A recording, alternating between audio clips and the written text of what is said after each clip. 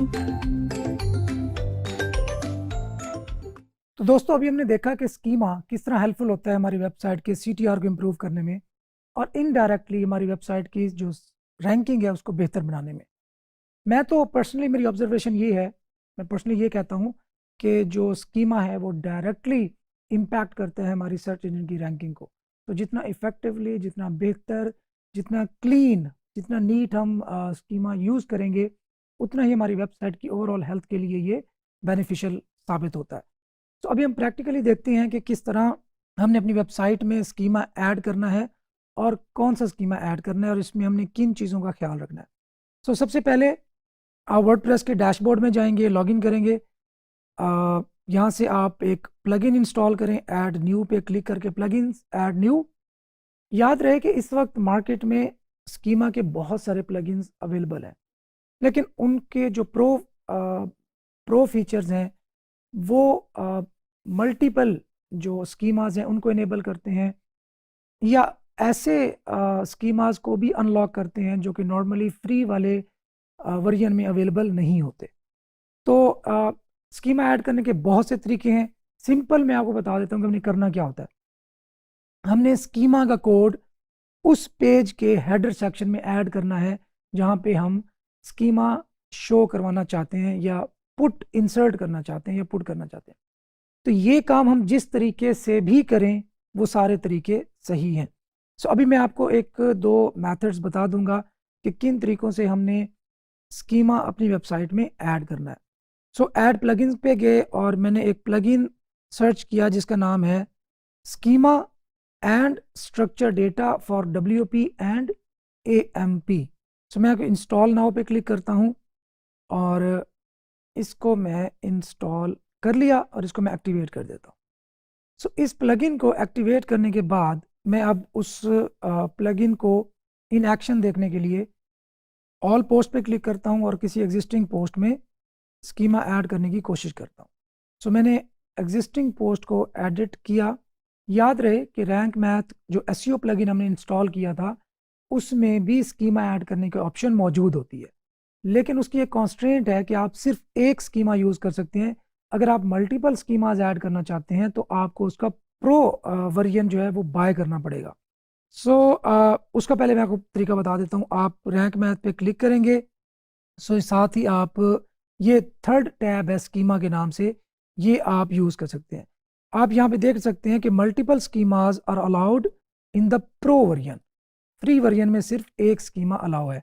तो अगर हमने मल्टीपल स्कीमाज ऐड करने हैं तो हमें प्रो फीचर बाय करना पड़ेगा और उसका सोल्यूशन हमने ढूंढा है जो अभी हमने प्लगइन इंस्टॉल किया, schema and structured data for WP and AMP।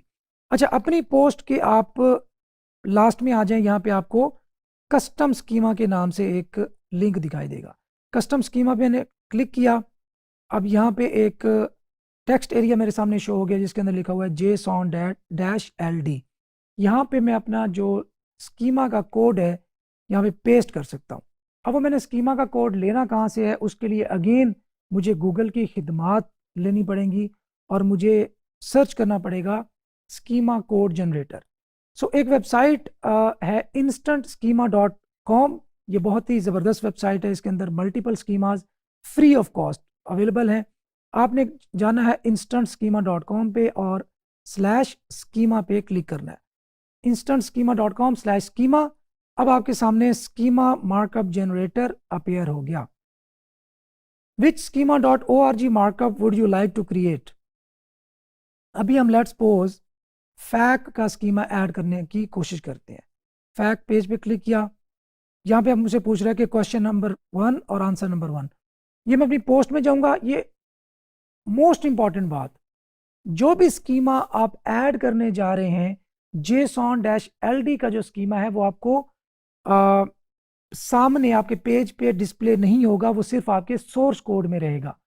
और ये बहुत इंपॉर्टेंट है कि जो स्कीमा आप ऐड कर रहे हैं वो स्कीमा तभी ऐड करें जब उससे रिलेटेड कंटेंट आपके पेज पर पब्लिकली भी अवेलेबल हो। सो मैं यहाँ से ये क्वेश्चन उठाता हूँ और इसको यहाँ पे पेस्ट करता हूँ और इसको यहाँ से जो आंसर है ये उठा के यहाँ पे पेस्ट करता हूँ। अच्छा, ऐसा नहीं कर सकता मैं कि मैं स्कीमा में कोई और आंसर ऐड करूं इसकी जगह पे, और यहाँ पे डिस्प्ले में कोई और आंसर हो या मिसमैचिंग हो। तो वही कंटेंट ऐड करना है जो आपके पेज के कंटेंट में ऑलरेडी डिस्प्ले हो रहा है।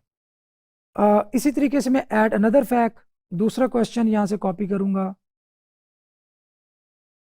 यहाँ उसको पेस्ट करना है, सेकंड आंसर इसी तरह उसको पेस्ट करूंगा। इस तरह के मैं मज़ीद अगर क्वेश्चंस हैं जिस तरह के ये तीसरा भी क्वेश्चन अवेलेबल है, इसको भी यहाँ पे मैं पेस्ट कर दूंगा। बस आपको कुछ नहीं करना, ये ऑटोमेटिकली साइड पे आपका जो फैक्ट स्कीमा है वो जनरेट हो चुका है। आपने यहाँ पे कॉपी करना है। अगर आप टेस्ट करना चाहें अपने स्कीमा को पेज में ऐड करने से पहले, जैसे कि मैंने पहले बताया था, रिच रिजल्ट्स आप यहाँ पे जा सकते हैं। तो यहाँ पे जो मैंने अभी स्कीमा जनरेट किया वो ऑलरेडी यहाँ पे पेस्ट भी हो चुका था, थैंक्स टू इंस्टेंट स्कीमा। आपने टेस्ट कोड पे क्लिक करें, testing code, this might take a minutes और 2। अब ये गूगल हमारे कोड को चेक कर रहा है कि क्या ये वैलिड है या किसके अंदर इशू है। सो 1 valid item detected, it means कि हमारे स्कीमा कोड के अंदर कोई एरर इशू नहीं है। सो हम यहाँ पे इसको कॉपी करेंगे, एडिट पोस्ट पे आएंगे और JSON-LD वाली ऑप्शन के अंदर इसको पेस्ट कर देंगे। ऑल डन, अपडेट, हमारा स्कीमा हमारे पेज के अंदर और ऐड हो चुका है। अब हम इसको चेक भी कर सकते हैं वंस अगेन। पहले हमने कोड को सिर्फ चेक किया था, अब हम इस URL को भी चेक कर सकते हैं। ये व्यू पोस्ट को मैं यहाँ से इस लिंक को कॉपी करता हूँ, रिच रिजल्ट्स टेस्टिंग पे जाता हूँ, जिसको मैंने स्ट्रक्चर डेटा टेस्टिंग टूल भी कहा था, पहले इसका यही नाम होता था। अब कोड की बजाय मैं URL वाले ऑप्शन में जाऊंगा, पेस्ट करूंगा, टेस्ट URL पे क्लिक करूंगा, it is testing once again, this might take a minute और 2। अभी मैं देखता हूं कि क्या मेरा फैक्ट का जो स्कीमा है वो ऐड होने के बाद वैलिड शो हो रहा है या नहीं हो रहा। तो आपने इसी तरह सेम तरीका यूज करते हुए आप फैक्ट का पेज, आप आर्टिकल का स्कीमा यूज कर सकते हैं। अगर आपके कंटेंट के अंदर किसी इवेंट का जिक्र हो रहा है किस, तो आप इवेंट स्कीमा यूज कर सकते हैं। प्रोडक्ट का अगर आप स्कीमा जनरेट करना चाहते हैं तो आप प्रोडक्ट स्कीमा यहाँ पे कर सकते हैं। हर स्कीमा की जो रिक्वायर्ड फील्ड्स हैं वो डिफरेंट होती हैं, आपने उन फील्ड्स को ज़रूर चेक करना है। अच्छा, वापस मैं देखता हूं कि मेरा URL टेस्ट हो गया, 1 valid item detected, fact schema. So मेरा जो फैक्ट स्कीमा है वो सक्सेसफुली मेरे वेब पेज के अंदर इंटीग्रेट हो चुका है एंड ऑल डन। मुझे कुछ और करने की फर्दर ज़रूरत नहीं है। हाँ, मैं कोई और स्कीमा ऐड करना चाहता हूँ तो सेम इसी तरीके से मैं यहाँ पे एक और स्कीमा ऐड करूँगा, उसका कोड यहाँ से कॉपी करूँगा और इसके बिल्कुल एंड पे जाके यहाँ पे एंटर प्रेस करके उसको यहीं पे पेस्ट कर दूंगा। याद रहे वो वाला कंटेंट मेरे इस कंटेंट में जो डिस्प्ले हो रहा है, जो शो हो रहा है, वहाँ पे होना ज़रूरी है, अदरवाइज स्पैमिंग होगी जो कि एक अच्छी प्रैक्टिस नहीं है। तो आई होप कि आपको स्कीमा किस तरह ऐड करना है ये तरीका पता चल गया होगा। तो स्कीमा ज़रूर यूज़ करें, चाहे आपकी जिस तरह की मर्ज़ी वेबसाइट हो, आप सर्विस प्रोवाइड कर रहे हैं, आप अपनी वेबसाइट पे कोई सॉफ्टवेयर्स डाउनलोड करने की ऑप्शन दे रहे हैं, या इवन आप किसी प्रोडक्ट को सेल कर रहे हैं, इवन आपकी ई-कॉमर्स की वेबसाइट है, स्कीमा हर तरह की वेबसाइट्स के लिए इक्वली बेनिफिशियल होता है। जैसे मैंने पहले भी आपको बताया था कि अगर आपकी रेसिपी की वेबसाइट है तो भी आप रेसिपी का स्कीमा ज़रूर यूज़ करेंगे। इससे गूगल को हेल्प मिलती है कि वो डेटा को स्ट्रक्चर्ड कर रखे और उसको प्रोसेस करने के बाद उससे फ्रूटफुल रिजल्ट्स हासिल करे। मिलते हैं अगले लेक्चर में। अल्लाह हाफिज़। XML में हमारी वेबसाइट की ओवरऑल समरी और link to all the available pages to the website available होते हैं। तो ये XML साइट मैप इम्पॉर्टेंट क्यों है और इसको हमने जनरेट कैसे करना है, ये खैर हम पहले भी किसी लेक्चर में बात कर गए हैं, लेकिन अभी हमने डिटेल में इसको देखना है। और इसको हमने सर्च कंसोल में, गूगल सर्च कंसोल में क्यों सबमिट करते हैं और किस तरह सबमिट करते हैं ये भी देखेंगे अभी प्रैक्टिकली। सो एक्सएमएल साइट मैप इंपॉर्टेंट इसलिए आज से है कि ये सर्च इंजन्स को ये ऑप्शन प्रोवाइड करता है कि वो एक ही पेज पर तमाम वेबसाइट के जो तमाम लिंक्स हैं, तमाम पेजेस हैं, उनके लिंक्स को फॉलो कर सके और उनको क्रॉल कर सके और उनको अपने पास इंडेक्स कर सके. So instead of crawling each pages and jumping to here and there, XML site map search engines को ये ऑप्शन देता है या क्रॉलर को ये ऑप्शन देता है कि वो हमारी वेबसाइट के तमाम पेजेस के जो लिंक्स हैं उनको एक ही पेज से फॉलो कर सकें और उसको इंडेक्स कर सकें. सो एक्सएमएल साइट मैप को किस तरह जनरेट करना है और इसको सर्च इंजन्स में स्पेशली गूगल सर्च कंसोल में किस तरह सबमिट करना है, इसको भी प्रैक्टिकल देखते हैं. और साथ साथ 404 एरर पेजेस एक बहुत बड़ा सर दर्द होते हैं किसी भी वेब मास्टर के लिए, उनको कैसे फिक्स करना है, फिक्स करना भी है कि नहीं करना, ये भी ज़रूरी है जानना. तो आइए चलते हैं प्रैक्टिकल की तरफ. एक्सएमएल साइट मैप जनरेट करने के लिए हमें सबसे पहले अपनी वेबसाइट के वर्डप्रेस के डैशबोर्ड में लॉगिन करना पड़ेगा. सो हमने अपनी वेबसाइट के WP admin में लॉगिन कर लिया. इसके बाद हम जाएंगे रैंक मैथ प्लगइन की सेटिंग में और वहाँ से हम जंप करेंगे साइट मैप सेटिंग्स पर. ये सेटिंग्स हमने जब इंस्टॉलेशन की थी रैंक मैथ प्लगइन की तो उस वक्त भी परफॉर्म की थी, लिहाजा हमें इन्हें दोबारा वेरीफाई करने की ज़रूरत तो नहीं है, बट स्टिल हम इसको ओवरव्यू कर लेते हैं कि अगर हम उस वक्त नहीं की थी तो अब इसको सेटिंग को रिव्यू कर लें. लिंक्स पर साइट मैप ये बहुत ज़्यादा नहीं होने चाहिए. सो 200 is fair number. Images in site maps, इसका मतलब है कि जो इमेजेस हैं हमारी वेबसाइट पे तो क्या उनको भी साइट मैप पे इंक्लूड होना चाहिए. तो यस, इनको इंक्लूड रखना है. इंक्लूड फीचर्ड इमेजेस, डेफिनेटली उनको भी हमने ऐड करना है. एक्सक्लूड पोस्ट, कोई ऐसी पोस्ट है जिसको आप चाहते हैं कि साइट मैप में ऐड ना हो तो उसको आप एक्सक्लूड कर सकते हैं यहाँ पे. एक्सक्लूड टर्म्स, अगर आप चाहते हैं कोई कैटेगरी, कोई स्पेसिफिक टैग या कोई स्पेसिफिक टर्म यहाँ से हम एक्सक्लूड कर दें तो उसको भी आप यहाँ पे ऐड कर सकते हैं. साथ है पिंग सर्च इंजन्स, जो ही साइट मैप अपडेट हो, अपडेट कब होगा, जब नई पोस्ट आएगी तो साइट मैप अपडेट हो जाएगा. तो जब साइट मैप अपडेट हो तो क्या सर्च इंजन्स को पिंग करे, यस, इसको भी टिक करना है और यहाँ से सेव चेंजेस कर देनी है. ओके, इसके साथ ही पोस्ट इंडिविजुअल सेटिंग्स भी हम कर सकते हैं. Include in site map, yes.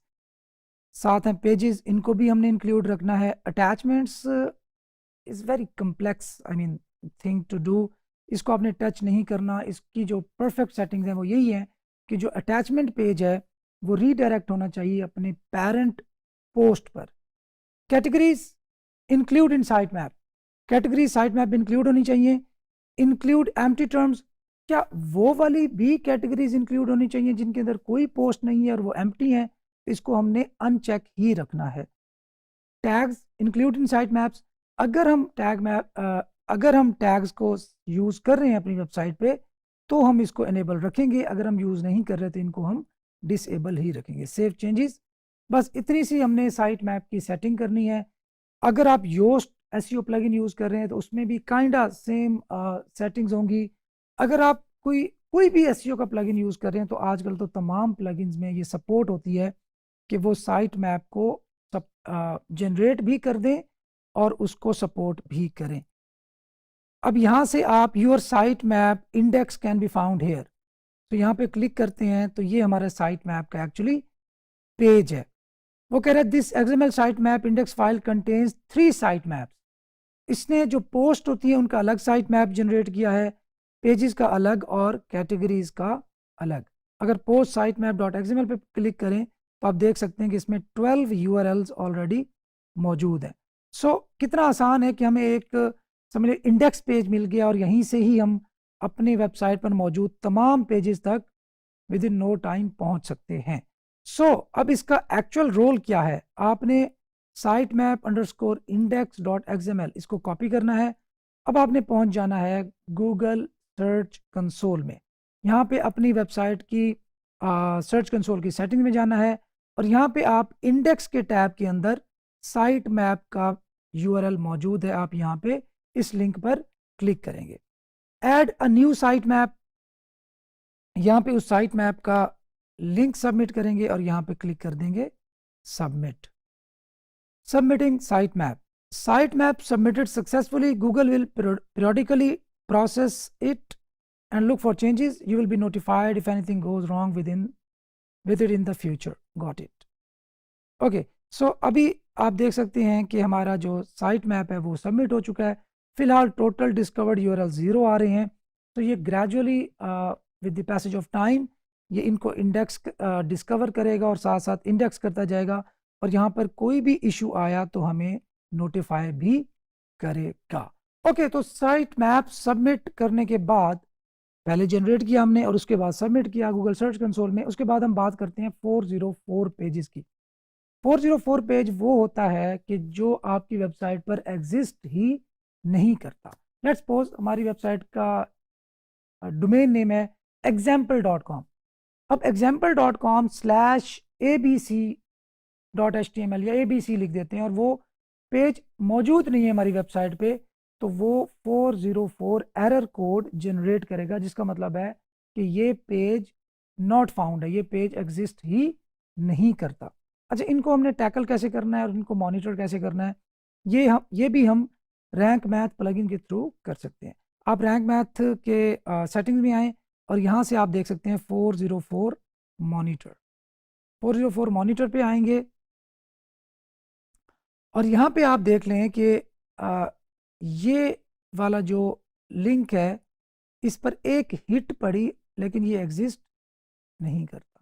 इस तरह कॉन्टैक्ट अस 35 हिट्स पड़ी लेकिन ये एग्जिस्ट नहीं करता। अच्छा, 404 पेजेस को हैंडल करने के डिफरेंट आप अप्रोचेस कह सकते हैं, लेकिन जो मुझे सबसे बेहतर अप्रोच लगती है वो ये है कि आप इनको रीडायरेक्ट मत करें अपने होम पेज पे बिला वजह, जब तक उसकी कोई रीज़न ना बनती हो।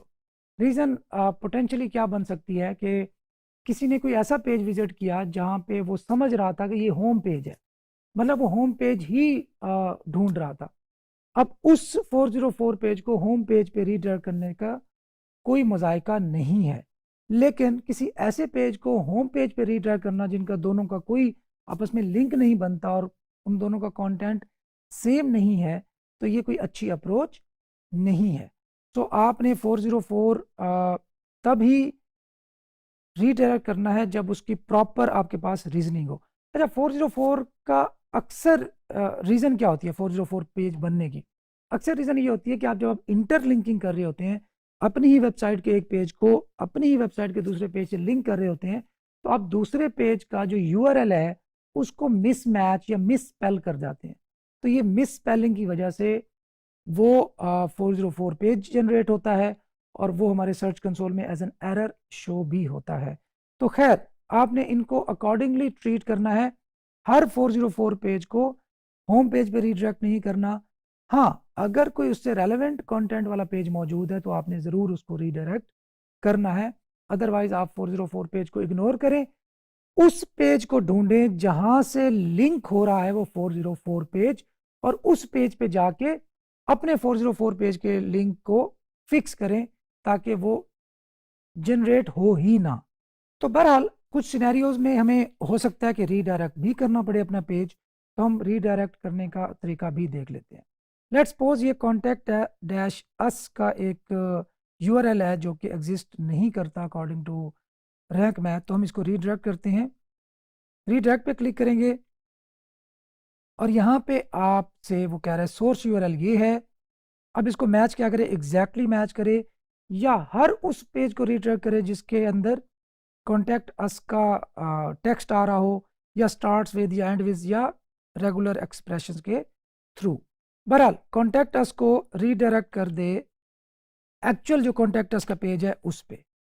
ठीक है, कोई भी हो सकता है वो आपकी अपनी ही वेबसाइट का यूआरएल या कोई और भी बाहर एक्सटर्नल यूआरएल भी हो सकता है। अच्छा, रीडायरेक्शन टाइप क्या है जी? 301 परमानेंट मूव करे, टेम्परेरी मूव करे या टेम्परेरी रीडायरेक्ट करे। इसके साथ साथ मेंटेनेंस कोड कौन से जो होते हैं? 410 content deleted, 451 content unavailable for legal reasons. अच्छा, अब इसमें मैं एक और भी चीज़ आपको बता दूं कि समटाइम्स आपका कोई पेज ऐसा भी हो सकता है कि वो एग्जिस्ट करता था, आपने उसको डिलीट कर दिया ताकि आपकी वेबसाइट पे सिर्फ रेलेवेंट पेजेस रहें और वो पेज की इंफॉर्मेशन अब नीड ही नहीं है या वो एक्सपायर हो चुका है। तो उस सूरत हाल में आप 410 कंटेंट डिलीटेड का जो ऑप्शन है ये भी यूज़ कर सकते हैं। अदरवाइज रिडायरेक्शन टाइप आप 301 परमानेंट मूव करेंगे तो इसका मतलब है कि परमानेंटली ये रीडायरेक्ट हो गया नए यूआरएल पे और ये सर्च इंजन को, बॉट्स को, क्रॉलर्स को बता देगा। स्टेटस एक्टिव, ऐड रीडायरेक्शन, तो यहाँ पे मैंने ऐड रीडायरेक्शन पे क्लिक किया एंड ऑल डन। यहाँ पे हमारा एक पेज दूसरे पेज पे रीडायरेक्ट हो चुका है। अभी मैं क्लिक करता हूँ व्यू पे तो ये कॉन्टैक्ट अस, ये देखें अब यहाँ पे मैंने प्रॉपर यूआरएल नहीं दिया था तो कॉन्टैक्ट अस, यही मेन रीज़न होती है आपकी वेबसाइट में 404 पेजेस जनरेट होने की कि आप मिस स्पेल करते हैं, आप डोमेन को भूल जाते हैं। समटाइम्स आपकी वेबसाइट अगर www से ओपन होनी है या इस तरह की जो सेटिंग्स होती हैं जिसमें आपने प्रॉपर कैनोनिकलाइजेशन कन्फिगर नहीं की होती, रीडायरेक्ट कन्फिगर नहीं किए होते, वहाँ पे आपको ऐसे इश्यूज फेस करने पड़ सकते हैं। तो ऑलवेज जिस भी वेबसाइट पे आप चीज़ें रीडायरेक्ट कर रहे हैं उनको आप HTTP या HTTPS या जो भी उनका रेलेवेंट यूआरएल है उस तक प्रॉपर रीडायरेक्ट करें। सो अभी मैं दोबारा इसको एडिट करूंगा और मैं देखूंगा कि इसके पीछे डोमेन को भी ऐड करूं ताकि इसकी जो रीडायरेक्शन है वो सही तरीके से परफॉर्म हो। अपडेट रीडायरेक्ट, तो अब ये सही तरीके से मेरी वेबसाइट के contact-s/ पेज पर रीडायरेक्ट करेगा, जिसको एग्जिस्ट होना, उसका मौजूद होना लाजमी है। Thank you. The process of acquiring links is called link building. हमारी वर्ल्ड वाइड वेब लाखों बल्कि करोड़ों वेबसाइट्स पर मुश्तमिल है।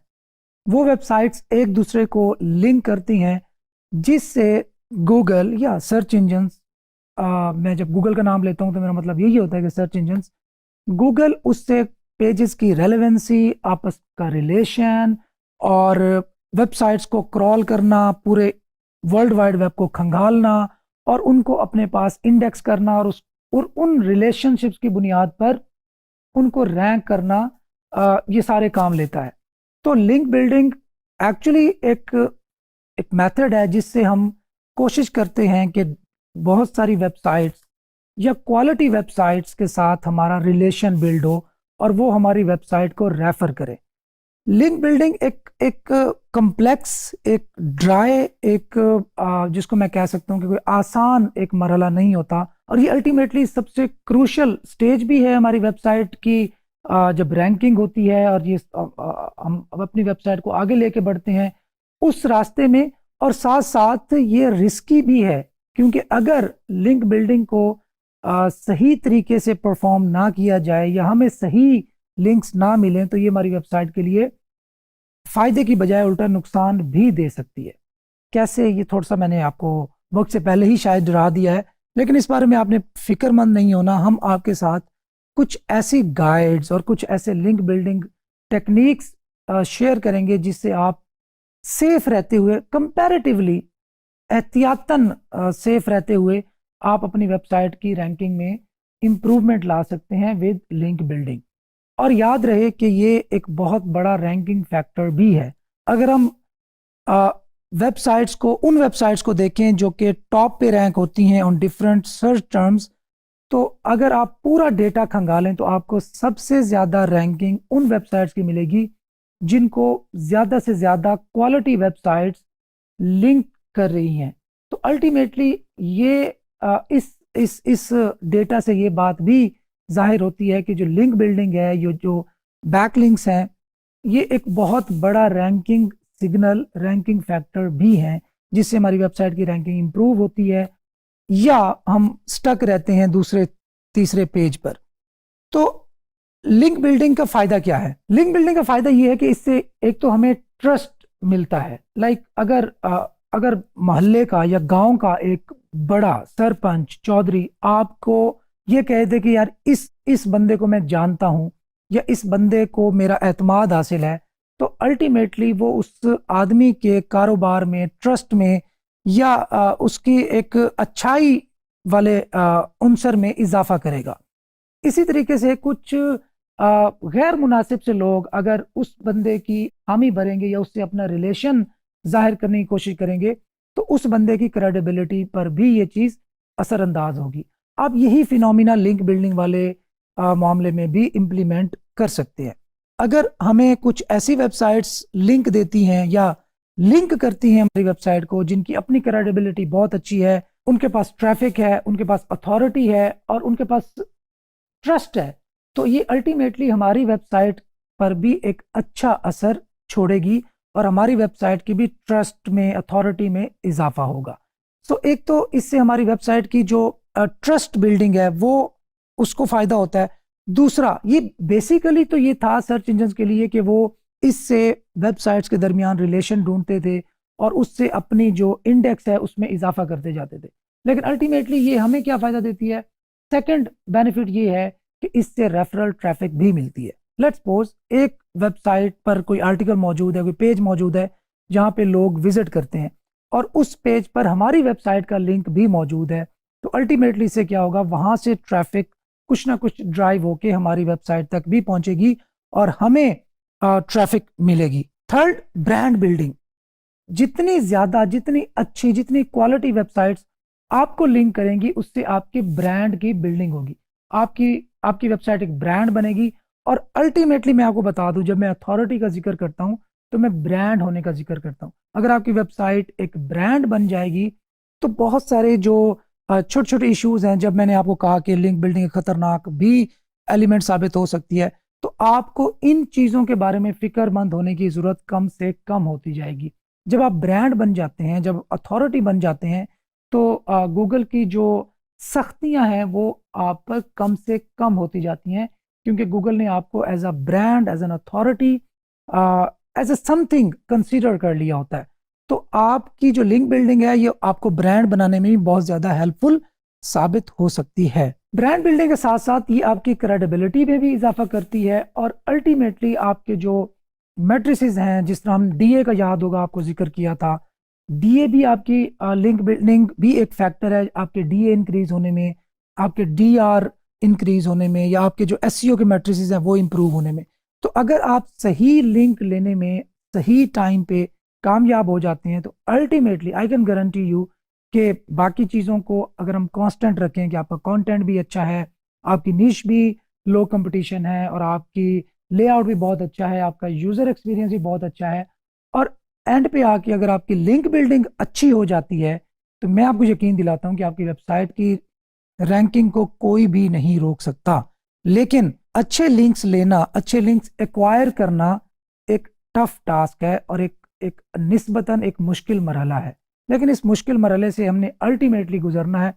मुश्किल नहीं कहना चाहिए, ड्राई कहना चाहिए। बहुत सारे लोग यहाँ पे आके बोर हो जाते हैं, उनको लगता है कि यार ये इतना सा काम है, मतलब लोगों को जाके पिच करना है, डिफरेंट हरबे मेथड्स मैं कहूँगा यूज करने हैं जिनसे लोग आपकी वेबसाइट को लिंक दे सकें। बहुत सारे लिंक बिल्डिंग के मेथड्स ऑब्सलीट हो चुके हैं, मैं अब उनका जिक्र करना भी मुनासिब नहीं समझता। लेकिन बहुत सारे ऐसे भी लिंक बिल्डिंग मेथड्स हैं जो कि जिनको मैं ट्रेडिशनल लिंक बिल्डिंग कहता हूं, जो कि बहुत सारे लोग समझते हैं कि खत्म हो गए, लेकिन उनका रोल अभी तक भी मौजूद है और उनको यूज करना चाहिए। खैर, अभी हम नेक्स्ट कुछ लेक्चर्स में हम प्रैक्टिकली भी देखेंगे कि कैसे हमने लिंक बिल्डिंग की अपॉर्चुनिटीज को फाइंड करना है और कैसे वहां पे जाके लिंक अपनी वेबसाइट का प्लेस करवाने की कोशिश करनी है, या उनको हमने इतना कायल कर लेना है कि वो हमारी वेबसाइट को लिंक दे सकें। तो आई होप कि मैंने आपको बिल्कुल सादा से अल्फाज में बता दिया होगा कि लिंक बिल्डिंग एक ऐसा मेथड है जिससे हम अपनी वेबसाइट के लिए दूसरी वेबसाइट से लिंक लेते हैं या लेने की कोशिश करते हैं। उससे हमारी वेबसाइट की क्रेडिबिलिटी, अथॉरिटी, ट्रस्ट इंक्रीज होता है, हमारी वेबसाइट को रेफरल ट्रैफिक मिलती है, हमारी वेबसाइट एक ब्रांड के तौर पर सामने आती है और अल्टीमेटली हमारी वेबसाइट की जो सर्च इंजन रैंकिंग्स हैं वो इंप्रूव होती हैं। अगले लेक्चर में मिलते हैं। अल्लाह। दोस्तों, on the basis of attribute of an HTML tag, Google हर लिंक को डिफरेंटली ट्रीट करता है। नॉर्मली हम बैकलिंक्स को दो डिफरेंट टाइप्स में डिवाइड कर देते हैं। नंबर 1 डू फॉलो बैकलिंक और नंबर 2 नो फॉलो लिंक।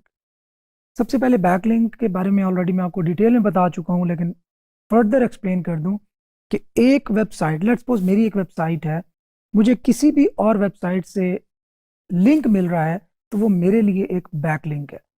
तो वो या तो डू फॉलो हो सकता है या नो फॉलो हो सकता है। अब बात आती है कि डू फॉलो और नो फॉलो लिंक में डिफरेंस क्या है। Do follow link link juice pass करता है, अथॉरिटी, ट्रस्ट या उस बंदे की जो असल वेटेज है वो पास करता है जिसको लिंक मिल रहा है उसको।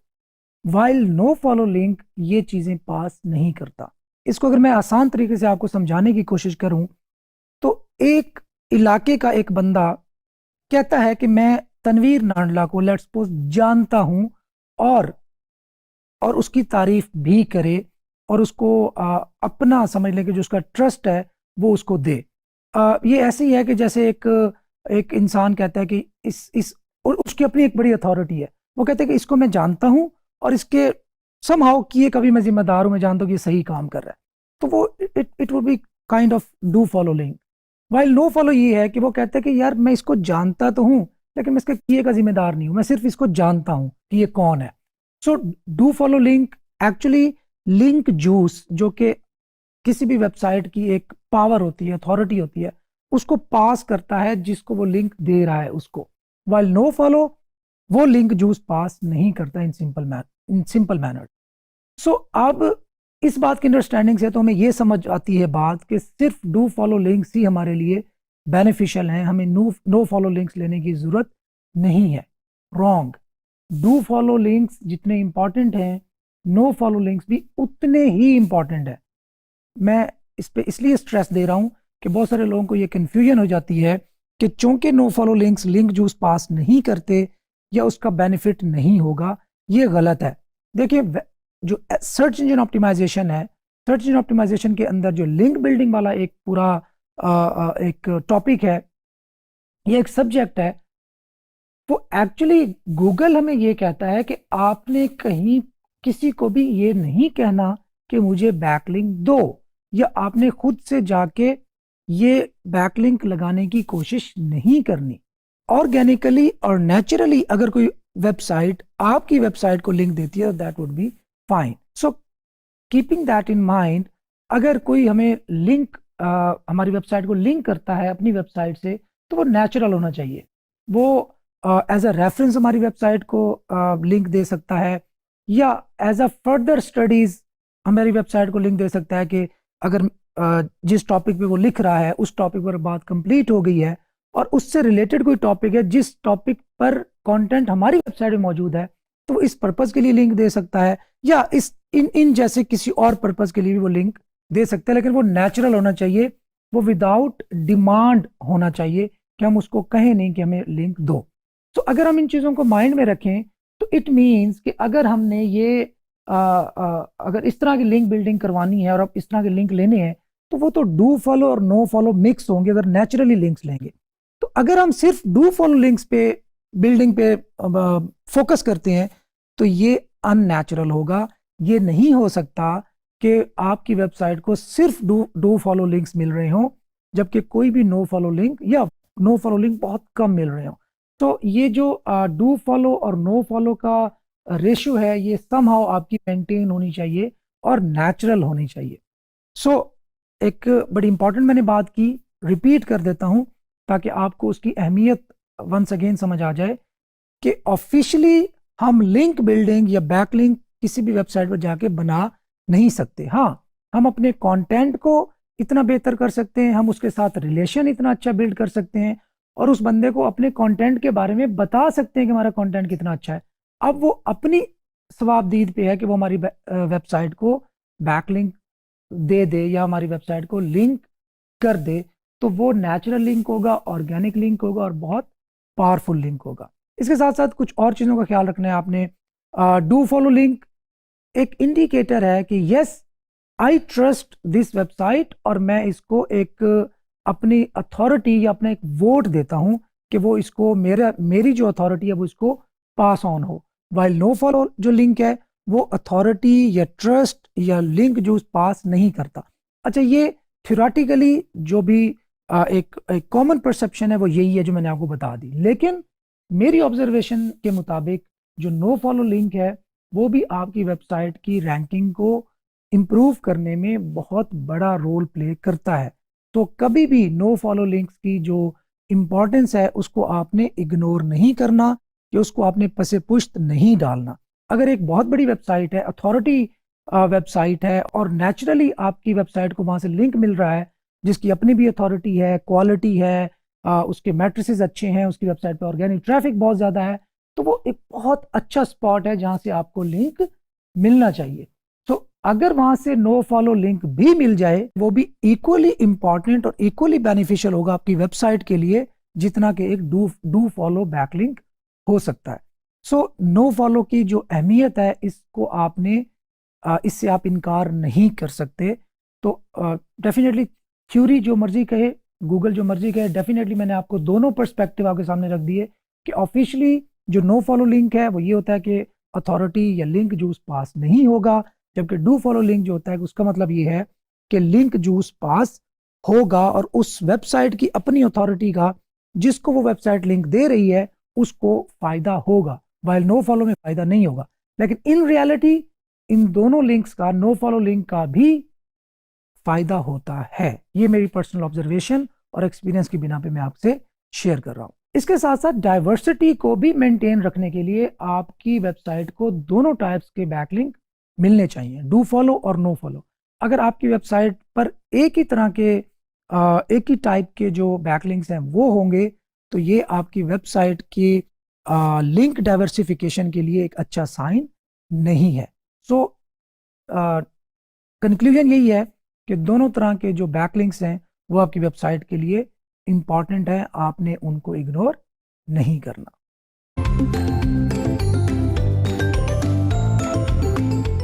किसी भी लिंक का विजिबल टेक्स्ट, जिस टेक्स्ट पर हम क्लिक करके उस लिंक पर पहुंचते हैं, वो एंकर टेक्स्ट कहलाता है। ये एक छोटा सा टेक्स्ट और छोटा सा एक फिनोमिना इतना ज़्यादा इंपॉर्टेंट है कि लिंक बिल्डिंग में इसको सबसे ज़्यादा क्रिटिकल आप एस्पेक्ट कह सकते हैं अपनी लिंक बिल्डिंग के जर्नी का। एंकर टेक्स्ट को हमने ऑप्टिमाइज करना होता है और हमने नेचुरल रखना होता है। कोई एक टाइम था मे बी 2012 से पहले कि जब किसी भी वेबसाइट के लिए सिर्फ बैकलिंक्स होना काफ़ी होते थे उसकी रैंकिंग को हायर करने के लिए। देन एक अपडेट आई गूगल की जिसको पेंगुइन अपडेट कहा गया, जिसने बैकलिंक्स की टेक्निक्स और बैकलिंक्स के अंदर होने वाली स्पैमिंग को रोका और उसके खिलाफ एक्शन लिया। उसमें सबसे बड़ी जो एक्शनेबल बात थी वो ये थी कि अगर आपने जिस कीवर्ड पर अपने पेज को रैंक करना है, उस कीवर्ड को एज एन एंकर टेक्स्ट रख के आप लिंक बनाते जाएं और वो पेज आपका रैंक हो जाया करता था उस दौर में। अब ये स्पैमिंग थी डायरेक्टली, तो इसके खिलाफ गूगल ने एक्शन लिया और अभी तक गूगल अपने एल्गोरिदम्स को अपडेट और अपग्रेड करता जा रहा है और लिंक बिल्डिंग की ऐसी टेक्निक्स और ऐसी स्पैमिंग के खिलाफ मजीद से मजीद मौसर होता जा रहा है। तो एंकर टेक्स्ट को आपने बड़ा नेचुरली और बड़ा केयरफुली आपने यूज़ करना है और उसकी डिस्ट्रीब्यूशन का आपने ख्याल रखना है। एंकर टेक्स्ट डिस्ट्रीब्यूशन जो है वो इसी तरफ इशारा करती है कि आपके जो टेक्स्ट है जिस पे लोग क्लिक करके आपकी वेबसाइट तक पहुंचते हैं वो कैसा होना चाहिए और उसको आपने यूज़ करते हुए किन चीज़ों का ख्याल रखना है। तो इसमें भी आपने डाइवर्सिफिकेशन का ख़ास ख्याल रखना है। आपको एक ही तरह की जो एंकर टेक्स्ट है वहाँ से लिंक नहीं मिलने चाहिए आपकी वेबसाइट को, अदरवाइज आपकी वेबसाइट पेनलाइज हो जाएगी और उसकी जो रैंकिंग कम हो जाएगी या हो सकता है कि रैंकिंग बिल्कुल ही ख़त्म हो जाए। So anchor text distribution is a very very critical point while doing link building. तो इसमें आपने ख्याल रखना है। अगर एक ही तरह का एंकर टेक्स्ट होगा तो डेफिनेटली एक फिशी सी चीज़ सामने आएगी कि there is something fishy with this website backlink profile, कि एक ही तरह के एक ही एंकर टेक्स्ट इस वेबसाइट को लिंक मिल रहा है, तो ये कुछ ना कुछ स्पैमिंग कर रहा है जिससे उस वेबसाइट की रैंकिंग ऑटोमेटिकली कम हो जाएगी। अब हम प्रैक्टिकली देखते हैं कि एंकर टेक्स्ट की डिस्ट्रीब्यूशन में हमने किन चीज़ों का ख्याल रखना है। देखिए, नॉर्मली आपकी वेबसाइट को जो लिंक मिलता है वो जिस कीवर्ड पर आप अपने पेज को ऑप्टिमाइज कर रहे हैं वो keyword as an anchor text हो सकता है, या कहीं पे लिखा हो सकता है कि क्लिक हियर उसके बिहाइंड आपकी वेबसाइट का लिंक हो सकता है, या कहीं पे आपकी वेबसाइट का जो नेकेड यूआरएल है वो as an anchor text use हो सकता है, या आपकी वेबसाइट के जो ब्रांड जिनको जिसमें डील कर रहा है वो भी as an anchor text use हो सकता है। और इस तरह के बहुत सारे ऑप्शंस हमारे सामने मौजूद होते हैं। सो अगेन इन सब को हमने डाइवर्सिफाई रखना है। डाइवर्सिफिकेशन का मतलब ये है कि हर तरह के लिंक्स नेचुरली मिले हमें, ताकि हम गूगल के एल्गोरिदम्स की जो अपडेट्स हैं उनसे हम बच सकें और हमारी वेबसाइट की रैंकिंग भी इम्प्रूव हो, और बैकलिंक का हमें नुकसान होने की बजाय ज़्यादा से ज़्यादा फ़ायदा हो। और अल्टीमेटली हमारा गोल यही है कि हमारी वेबसाइट की रैंकिंग इम्प्रूव हो। जब रैंकिंग इम्प्रूव होगी तो अल्टीमेटली हमारी जो रेवेन्यू है उसमें इजाफा होगा। सबसे पहले एंकर टेक्स्ट डिस्ट्रीब्यूशन में बात आती है ब्रांड नेम की, कि आपने ब्रांड के नेम को as an anchor text use किया। ब्रांड नेम, लेट्स सपोज एक डॉलेंस अगर एक ब्रांड का नाम है और आपकी वेबसाइट लेट्स सपोज रेफ्रिजरेटर से रिलेटेड है, तो डॉलेंस एक ब्रांड नेम होगा जिससे आपकी वेबसाइट को लिंक मिल रहा होगा। तो अगेन अगर ये ओवर ऑप्टिमाइज करेंगे और आप तमाम लिंक सिर्फ डॉलेंस के एंकर से ही बनाते जाएंगे तो ये स्पैमिंग कहलाएगी, और ये कोई अच्छी टेक्निक नहीं है। नेक्स्ट है ब्रांडेड। ब्रांडेड आपकी जो वेबसाइट का एक्चुअली ब्रांड है उससे, like the fishing company, the gold fish company, या इस तरीके के जो एंकर टेक्स्ट होते हैं वो ब्रांडेड एंकर टेक्स्ट कहलाते हैं। तो आपने इनको भी अपनी जो एंकर टेक्स्ट की डाइवर्सिफिकेशन है उसके अंदर जरूर यूज करना है। तो नेक्स्ट है keyword branded. A ton of air fryer at डॉलेंस, लेट्स सपोज। तो इसमें दोनों चीजें इंक्लूड हो गई, तो आपने इसको भी अपने एंकर टेक्स्ट की जो डिस्ट्रीब्यूशन है उसके अंदर ऐड करना है। नेक्स्ट बहुत ही खतरनाक, एग्जैक्ट मैच। तो एग्जैक्ट मैच क्या है कि आपका जो कीवर्ड है, जिस कीवर्ड पर आप अपने पेज को रैंक करना चाहते हैं उसी को अपने लिंक बिल्डिंग में as an anchor text use करना। लेट्स सपोज अगर बेस्ट फिशिंग रॉड मेरी पेज का मेन कीवर्ड है या फोकस कीवर्ड है और उसी एंकर टेक्स्ट से मैं बैकलिंक्स बनाता जा रहा हूं, तो this could be very dangerous, I am telling you. तो इसमें भी आपने डाइवर्सिफिकेशन रखनी है और ख़ास ख्याल रखना है। मेरी पर्सनल ओपिनियन ये है कि आप बेस्ट फिशिंग रॉड की बजाय उसी बेस्ट फिशिंग रॉड के जो एंकर है उसको मज़ीद लॉन्ग टेल कीवर्ड में कन्वर्ट करें और लॉन्ग टेल कीवर्ड से ही अपनी वेबसाइट को लिंक दें। और एक तरह का एंकर टेक्स्ट नहीं होना चाहिए अगर आप एग्जैक्ट मैच भी यूज़ करने जा रहे हैं। ये आपको पोटेंशली जो गूगल के एल्गोरिदम्स हैं, जो अपडेट्स हैं, उनसे भी सेफ रखेगा और आपकी वेबसाइट की जो रैंकिंग है उसमें उसको इम्प्रूव करने में बहुत बड़ा रोल प्ले करता रहेगा। अच्छा, नेक्स्ट फ्रेज।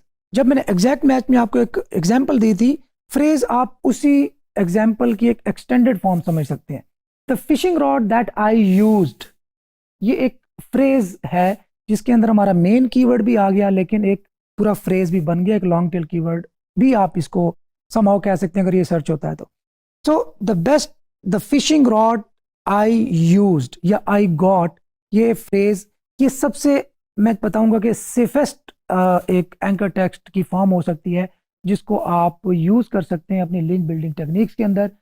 ये भी आपको समहाउ जो अपडेट्स हैं उनसे बचाएगी, लेकिन अगेन किसी भी तरह की जितनी भी सेफ फॉर्म हो, अगर आप उसको ओवरली ऑप्टिमाइज करेंगे तो आपकी वेबसाइट को क्लियरली एक हिट पड़ सकती है। सो आपने उसको अवॉइड करना है। सो नेक्स्ट है रैंडम या generic. Click here, click this website, go to this website. तो इस तरह के जो वर्ड्स होते हैं ये जेनेरिक या एक रैंडम आप इनको एंकर टेक्स्ट कह सकते हैं। सो ये भी आपकी जो एंकर टेक्स्ट डिस्ट्रीब्यूशन है उसका पार्ट जरूर होने चाहिए। नेकेड यूआरएल, आपकी वेबसाइट का जो यूआरएल है वही आपकी वेबसाइट का एंकर टेक्स्ट भी हो। नेकेड यूआरएल अगेन एक मजीद एक सेफ तरीका है अपनी वेबसाइट की जो एंकर टेक्स्ट डिस्ट्रीब्यूशन है उसको बेहतर बनाने का।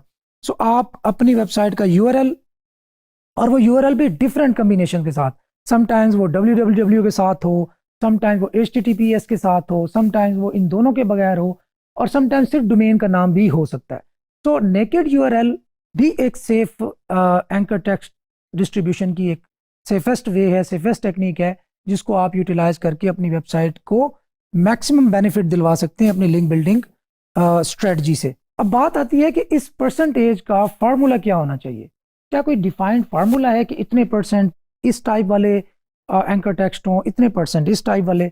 तो ऐसा बिल्कुल नहीं होना चाहिए, कोई स्पेसिफिक फार्मूला आपने डिफाइन नहीं करना, इसको आप बिल्कुल ही रैंडम रखें। खैर, अगर फार्मूला डिफाइन करना बहुत ज़रूरी है, आप अभी एसईओ में नए हैं और आप एक रोड मैप चाहते हैं, एक रिटर्न रोड मैप चाहते हैं, तो आप इसकी जो डिस्ट्रीब्यूशन है वो 20 to 30% हर तरह का जो मैंने अभी डिस्कस किया एंकर टेक्स्ट, उसको आप अपने ऐड कर सकते हैं अपने प्लान के अंदर।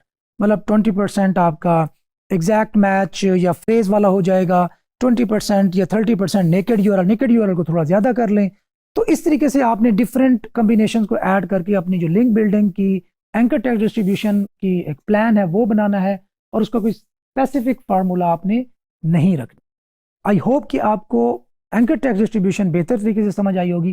डेफिनेटली हमने थ्योरी की है, इसका प्रैक्टिकल नहीं किया तो इसमें प्रॉब्लम हो सकती है, लेकिन हम जब इसके प्रैक्टिकल में जाएंगे तो मैं इसको अगेन भी एक प्रैक्टिकल फॉर्म में भी आपको शो करवा दूंगा कि किस तरीके से आपने अपने कंपैटिटर्स की एंकर टेक्स्ट डिस्ट्रीब्यूशन चेक करनी है और वहां से अपने लिए कैसे चीज़ों को प्लान करना है। So take care. तो दोस्तों, बैकलिंक्स एक्वायर करने के बहुत सारे तरीके मौजूद हैं। हम लोगों को रिक्वेस्ट कर सकते हैं, वेबसाइट ओनर्स को रिक्वेस्ट कर सकते हैं कि हमें अपनी वेबसाइट के फलां पेज से लिंक करें हमारी वेबसाइट को, या हमें उन्हें मुख्तलिफ इंसेंटिव्स भी ऑफर कर सकते हैं। बहरहाल इसमें कुछ ट्रेडिशनल वेज भी हैं, कुछ हम एडवांस्ड वेज भी देखेंगे, और ये भी देखेंगे कि कौन कौन से मेथड्स को या कौन कौन सी चीज़ों को हमने अवॉइड करना है while trying to acquire a backlink. तो सबसे पहले मैं बात करता हूँ ट्रेडिशनल वेज ऑफ लिंक्स की, और उसमें मैं आपको बताऊंगा कि कौन कौन से ऐसे वेज हैं या तरीके हैं जो कि स्टिल रेलेवेंट हैं, या किन चीज़ों को आपने अवॉइड करना है और वो ऑब्सोलीट हो चुके हैं। तो सबसे पहले कमेंट बैकलिंक्स। कमेंट बैकलिंक्स ये होते हैं कि हम किसी भी वेबसाइट पे जाके उस टॉपिक पर जिस टॉपिक पर उसने अपने आर्टिकल लिखा हुआ है या पेज बनाया हुआ है, उसके बारे में अपनी राय का इजहार करें उस पेज के एंड पे मौजूद कमेंट के सेक्शन में। वहाँ पे यूजुअली वर्डप्रेस जो है हमें नॉर्मली डिफरेंट फील्ड्स देता है, जिसमें अपना नाम, अपना ईमेल एड्रेस, अपनी वेबसाइट का एड्रेस और अपनी राय का इजहार वहाँ पे कर सकते हैं। तो हम डिफरेंट लोगों की वेबसाइट्स पे जाके अपना कमेंट दे सकते हैं, जिस कमेंट में हम अपनी वेबसाइट का लिंक प्लेस करने की, नेचुरली प्लेस करने की कोशिश करेंगे। तो ये एक traditional way of building a backlink है। इसके साथ साथ नेक्स्ट है कि हम इमेज सबमिशन वेबसाइट, जैसे कि आप देखते होंगे फ्लिकर एक बहुत बड़ी वेबसाइट है दुनिया में, जहाँ पे लोग अपनी हाई रेजोल्यूशन जो फोटोज होती हैं, जो पिक्चर्स होती हैं, वो अपलोड करते हैं। तो हम क्या कर सकते हैं, ऐसी ही इमेज सबमिशन की जो वेबसाइट्स हैं वहाँ पे जाएं और अपनी फोटो अपलोड करें, जो कि डेफिनेटली रेलेवेंट टू आवर नीश हो सकती है, और उसके डिस्क्रिप्शन में हम अपनी वेबसाइट को क्रेडिट दे सकते हैं एज अ सोर्स। सो ये भी एक तरीका है जिससे हम अपनी वेबसाइट की बैकलिंक्स बना सकते हैं। सो जिस तरह आप इमेजेस से फ़ायदा उठा सकते हैं, इसी तरीके से वीडियो की सबमिशन वेबसाइट्स होती हैं, और वीडियो सबमिशन की सबसे बड़ी एग्जांपल है यूट्यूब। हम क्या कर सकते हैं, हम एक वीडियो बनाएं जो कि डेफिनेटली रेलेवेंट टू आवर नीश हो, और उस वीडियो को हम अपलोड कर दें on different video sharing websites, जिसमें यूट्यूब शामिल है, डेली मोशन शामिल है, विमियो है, और मज़ीद वेबसाइट्स भी। आप गूगल करके वीडियो शेयरिंग वेबसाइट्स अगर आप गूगल पे लिखेंगे तो आपके सामने बहुत सारी, may be hundreds of websites आपके सामने अपीयर हो जाए। इसी तरह जिस तरह हम इमेज को शेयर करेंगे, अपनी वीडियोस को शेयर करेंगे, इसी तरीके से हम अपने डॉक्यूमेंट्स को भी शेयर कर सकते हैं।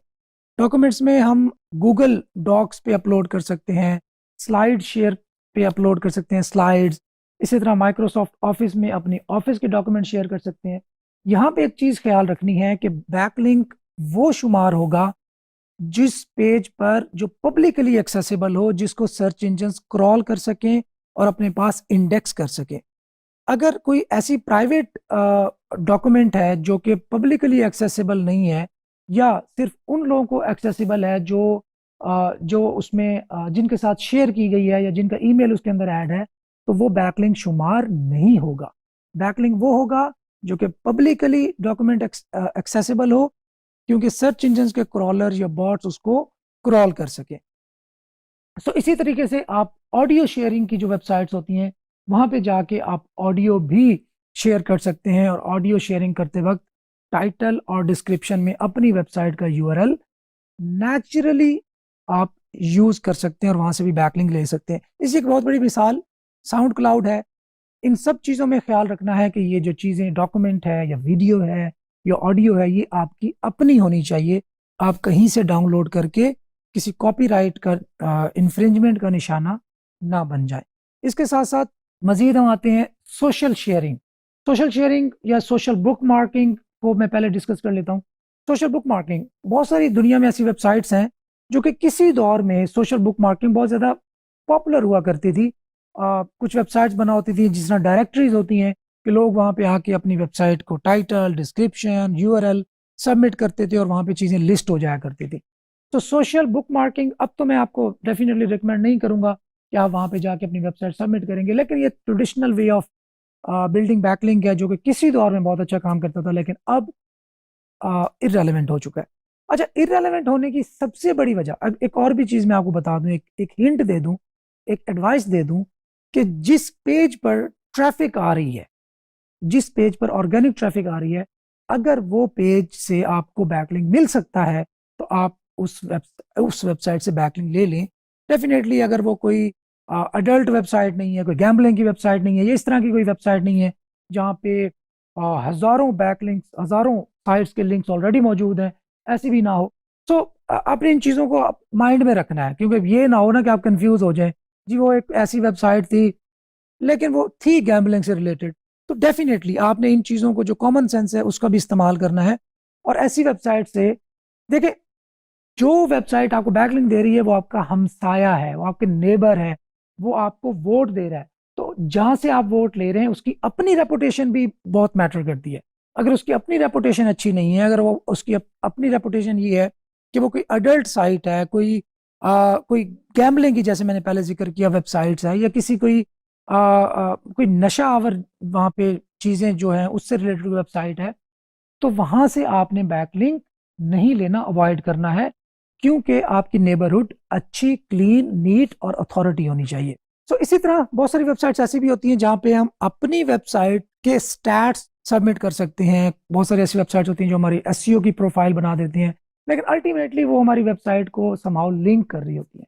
तो ऐसी वेबसाइट्स ब्रांडिंग साइट्स आप कह सकते हैं, या फाउंडेशन लिंक्स आप भी उनको कह सकते हैं, वो भी समहाउ चल रही हैं, लेकिन बहुत ज़्यादा आपको उनसे फ़ायदा नहीं होगा। लेकिन डाइवर्सिफिकेशन का हमने जिक्र किया था, आपको याद हो, तो उस पर्पज़ के लिए आप वहाँ पे भी लिंक शेयर कर सकते हैं। इसके साथ साथ फोरम्स एक बहुत बड़ा सोर्स लिंक बिल्डिंग का। अब ये बहुत डिबेट होती है कि क्या ये अब भी रेलेवेंट हैं, क्या फोरम के लिंक्स अब भी हमें फ़ायदा देते हैं, या उनको हमें बनाना चाहिए या नहीं बनाना चाहिए।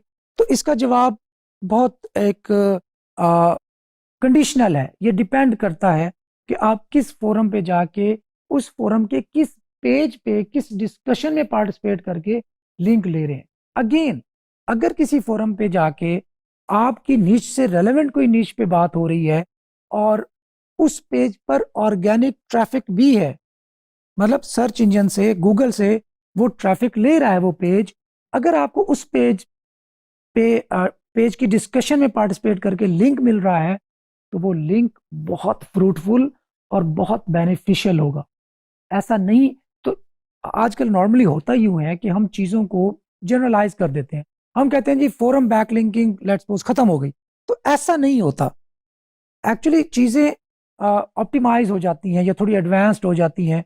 तो अगर आपको किसी ऐसे फोरम से लिंक मिल रहा है जिसकी अपनी रेपुटेशन, अपनी अथॉरिटी अच्छी है, और उस पेज पर ट्रैफिक भी है जहां से आप लिंक लेना चाह रहे हैं, तो वहां से लिंक आपके लिए बहुत बेनिफिशियल होगा, इवन अगर वो नो फॉलो भी हो।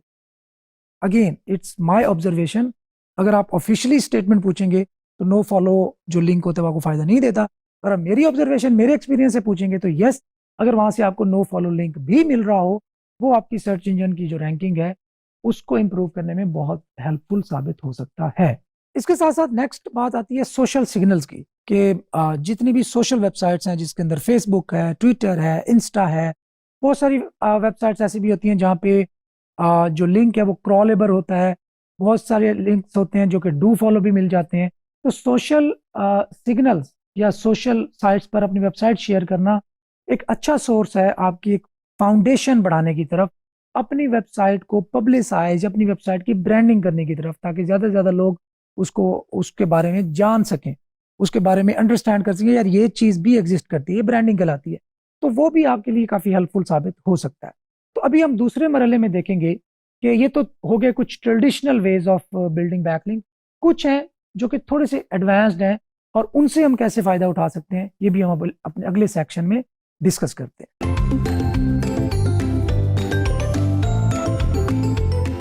दोस्तों अभी हमने लास्ट लेक्चर में डिस्कस किया कि कुछ traditional ways of building backlink या मेकिंग बैकलिंक या एक्वायरिंग बैकलिंक, आप जो मर्जी कह लें इसको। अभी हम कुछ चीज़ों का जिक्र करते हैं जो कि थोड़ी सी एडवांस्ड हैं और थोड़ी अभी रेलेवेंट भी हैं और आप कह सकते हैं थोड़ी सी ट्रिकी भी हैं। तो वो है advanced ways of acquiring backlink.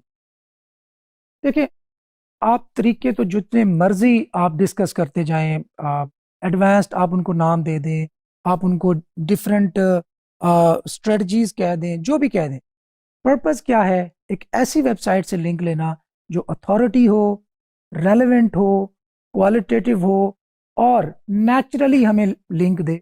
और इन इन तीनों क्वालिटीज में सबसे बड़ी क्वालिटी ये है कि उसके पास ऑर्गेनिक ट्रैफिक हो।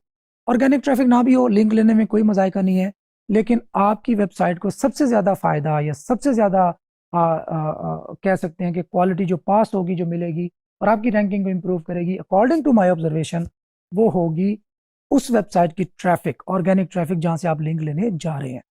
तो इसमें सबसे पहली बात आती है कि आप उसको एक इसको कहते हैं ईमेल आउटरीच, आप उसको आउटरीच करें जहाँ से आप देखते हैं कि इस वेबसाइट पे ट्रैफिक भी है, मेरी नीश से रेलेवेंट भी है। या अच्छा, जब जब आप बैकलिंक लेने की बात करते हैं ना और नीच रेलेवेंस की बात करते हैं, तो बहुत ज़्यादा स्ट्रिक्ट नहीं होना। ऐसा नहीं है कि फिशिंग अगर मेरी नीश है तो मैंने सिर्फ फिशिंग की वेबसाइट से ही लिंक लेना है, नहीं। अगर वो वेबसाइट कोई आउटडोर से रिलेटेड है और फिशिंग से कहीं दूर परे का उसका रिलेशन बनता है, तो फिर भी फाइन है, फिर भी कोई इशू नहीं है, आप वहां से लिंक ले सकते हैं। हाँ, ऐसा ना हो कि वो बिल्कुल ही इरेलीवेंट हो और लेट्स सपोज मेरी वेबसाइट फिशिंग से रिलेटेड है, कोई वेबसाइट फुटबॉल से रिलेटेड है और मैं वहां से लिंक लेने जा रहा हूँ, फिर भी बहरहाल ऐसा ओकेजनली करने में कोई हर्ज नहीं है। लेकिन बहुत ज़्यादा आपके इरेलीवेंट साइट से लिंक आएंगे तो वो एक फ्लैग रेज हो सकता है, ये एक अलार्मिंग सिचुएशन हो सकती है। खैर, ये थोड़ी थोड़ी मैं आपको टिप्स साथ साथ देता जाता हूँ जो कि मेरी बरसों का आप कह सकते हैं एक्सपीरियंस का निचोड़ होता है। और इन शायद इस थ्योरी से या इस कोर्स को पढ़ने से ज़्यादा आपको इन टिप्स से, छोटी छोटी टिप्स से फ़ायदा होगा जो मैं आपको लेक्चर के दौरान ही देता जाता हूँ। तो इनको आपने बड़ा ध्यान से सुनना है। अगर आप एसईओ के अंदर अपना जर्नी कंटिन्यू करना चाहते हैं और आगे लेके जाना चाहते हैं, तो ये चीज़ें आपको बहुत फ़ायदा देंगी, आई एम टेलिंग यू।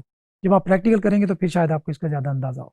अच्छा, अब बात कर रहे थे आउटरीच की, कि किसी वेबसाइट का हमें पता चला कि यार इस वेबसाइट पे ट्रैफिक भी है, इस वेबसाइट पे क्वालिटेटिव भी है, हमसे रेलेवेंट भी है, अब हम वहां से लिंक हमें मिल जाए तो ये बहुत अच्छा होगा। हम क्या करते हैं, हम उस वेबसाइट पे जाते हैं, उस वेबसाइट की जो कॉन्टैक्ट इन्फॉर्मेशन है, जो ईमेल है, वो फाइंड आउट करने की कोशिश करते हैं और उस ईमेल पर एक ईमेल भेजते हैं कि हमने आपका ये फलां फलां ब्लॉग पढ़ा, बहुत अच्छा था, इसके अंदर आपने ये इन चीज़ों का जिक्र किया और ये हमारी वेबसाइट का एक पेज है जो कि आपकी ही जो पेज है उससे रेलेवेंट भी है, या उससे कोई एडवांस्ड स्टडीज हमने शेयर की हुई है, उस पर हमने कुछ ऐसी इंफॉर्मेशन शेयर की हुई है जो उसने नहीं शेयर की हुई। हम उसको ये पिच कर सकते हैं कि अगर आप अपने फलां पेज से लिंक दे दें मेरे इस पेज को, तो ये आपकी वेबसाइट के लिए भी बेनिफिशियल होगा और डेफिनेटली मुझे भी एक क्रेडिट जिसको कहते हैं मिल जाएगा। सो ये आप कह सकते हैं थोड़ी सी स्ट्रेटजीज वर्क करती थी कुछ अर्सा पहले, अब भी कर रही हैं, डोंट वरी, अभी कर रही हैं। लेकिन अब सबको पता चल गया कि इसके अंदर पैसा इन्वॉल्व हो गया। तो ultimately he would reply you कि मेरे इतने चार्जेस हैं, अगर आपने मुझसे लिंक लेना है तो आप उसको वो चार्जेस पे करेंगे और आपको वो लिंक मिल जाएगा। देखिए, पब्लिकली ऐसा कहना, अगर आप किसी वेबसाइट पे ये लिखा हुआ है कि आप मुझसे लिंक ले लें, इस वेबसाइट पे अपना लिंक लगवा लें या गेस्ट पोस्ट लगवा लें या निश एडिट करवा लें, ऐसी वेबसाइट से लिंक लेने से अवॉइड करना चाहिए जो कि पब्लिकली ये कह रहा हो, अपनी वेबसाइट पे उसने डिस्प्ले कर रखा हो कि आप मुझे पैसे दे के लिंक ले सकते हैं। तो ऐसी प्रैक्टिस बहुत खतरनाक होती है और इनमें खुद भी इन्वॉल्व नहीं होना चाहिए, क्योंकि अल्टीमेटली उस वेबसाइट ने हिट हो जाना है, उसको गूगल ने पेनलाइज कर देना है, क्योंकि पब्लिकली जो लिंक्स हैं उनकी बाइंग एंड सेलिंग अलाउड नहीं है। एक और खतरनाक बात मैंने आपको बता दी। तो खैर, आपने ईमेल के थ्रू उससे उसको पिच करना है और उससे लिंक लेना है, जो उसकी पेमेंट हो उसको आप दे सकते हैं। यही एज अ सर्विस भी आप ऑफर कर सकते हैं ऑन डिफरेंट फ्रीलांसिंग प्लेटफॉर्म। ये एक बहुत बड़ा बिजनेस है, लोग 30-40 हजार डॉलर पर मंथ भी बना रहे हैं, मेरे ही स्टूडेंट्स बना रहे हैं। तो इतना बड़ा पोटेंशियल इस फील्ड के अंदर मौजूद है, तो आपने इसको इग्नोर या इसको बिल्कुल लाइट आपने नहीं लेना। अच्छा, इसके साथ साथ नेक्स्ट बात आती है कुछ एजुकेशनल जो इंस्टीट्यूट्स होते हैं उनसे बैकलिंक लेना। ये यूं होता है, कोई भी एजुकेशनल वेबसाइट्स यूएसए के अंदर या नॉर्मली यूरोप के अंदर वो स्कॉलरशिप्स को अपने वेबसाइट पे लिस्ट करते हैं। आप भी कह सकते हैं कि मैं अपनी वेबसाइट पे स्कॉलरशिप दे रहा हूं और आप मेरी स्कॉलरशिप की जो डिटेल्स हैं उनके ये शराइत होंगी। इन स्कॉलरशिप की जो डिटेल्स हैं वो मेरी वेबसाइट पर मौजूद हैं, उनको आप अपनी वेबसाइट पर लिस्ट कर दें। तो वो आपको आपकी वेबसाइट को लिस्ट करते हैं। तो अल्टीमेटली हमें क्या मिला, एक edu एजुकेशन वेबसाइट से लिंक। और याद रहे .edu और .gov गवर्नमेंट वेबसाइट से जो लिंक्स मिलते हैं उनकी जो वेटेज होती है, जो अथॉरिटी होती है, जो पावर होती है, वो ज्यादा होती है as compare to other kind of links, बाकी सब चीजों को कांस्टेंट रख के।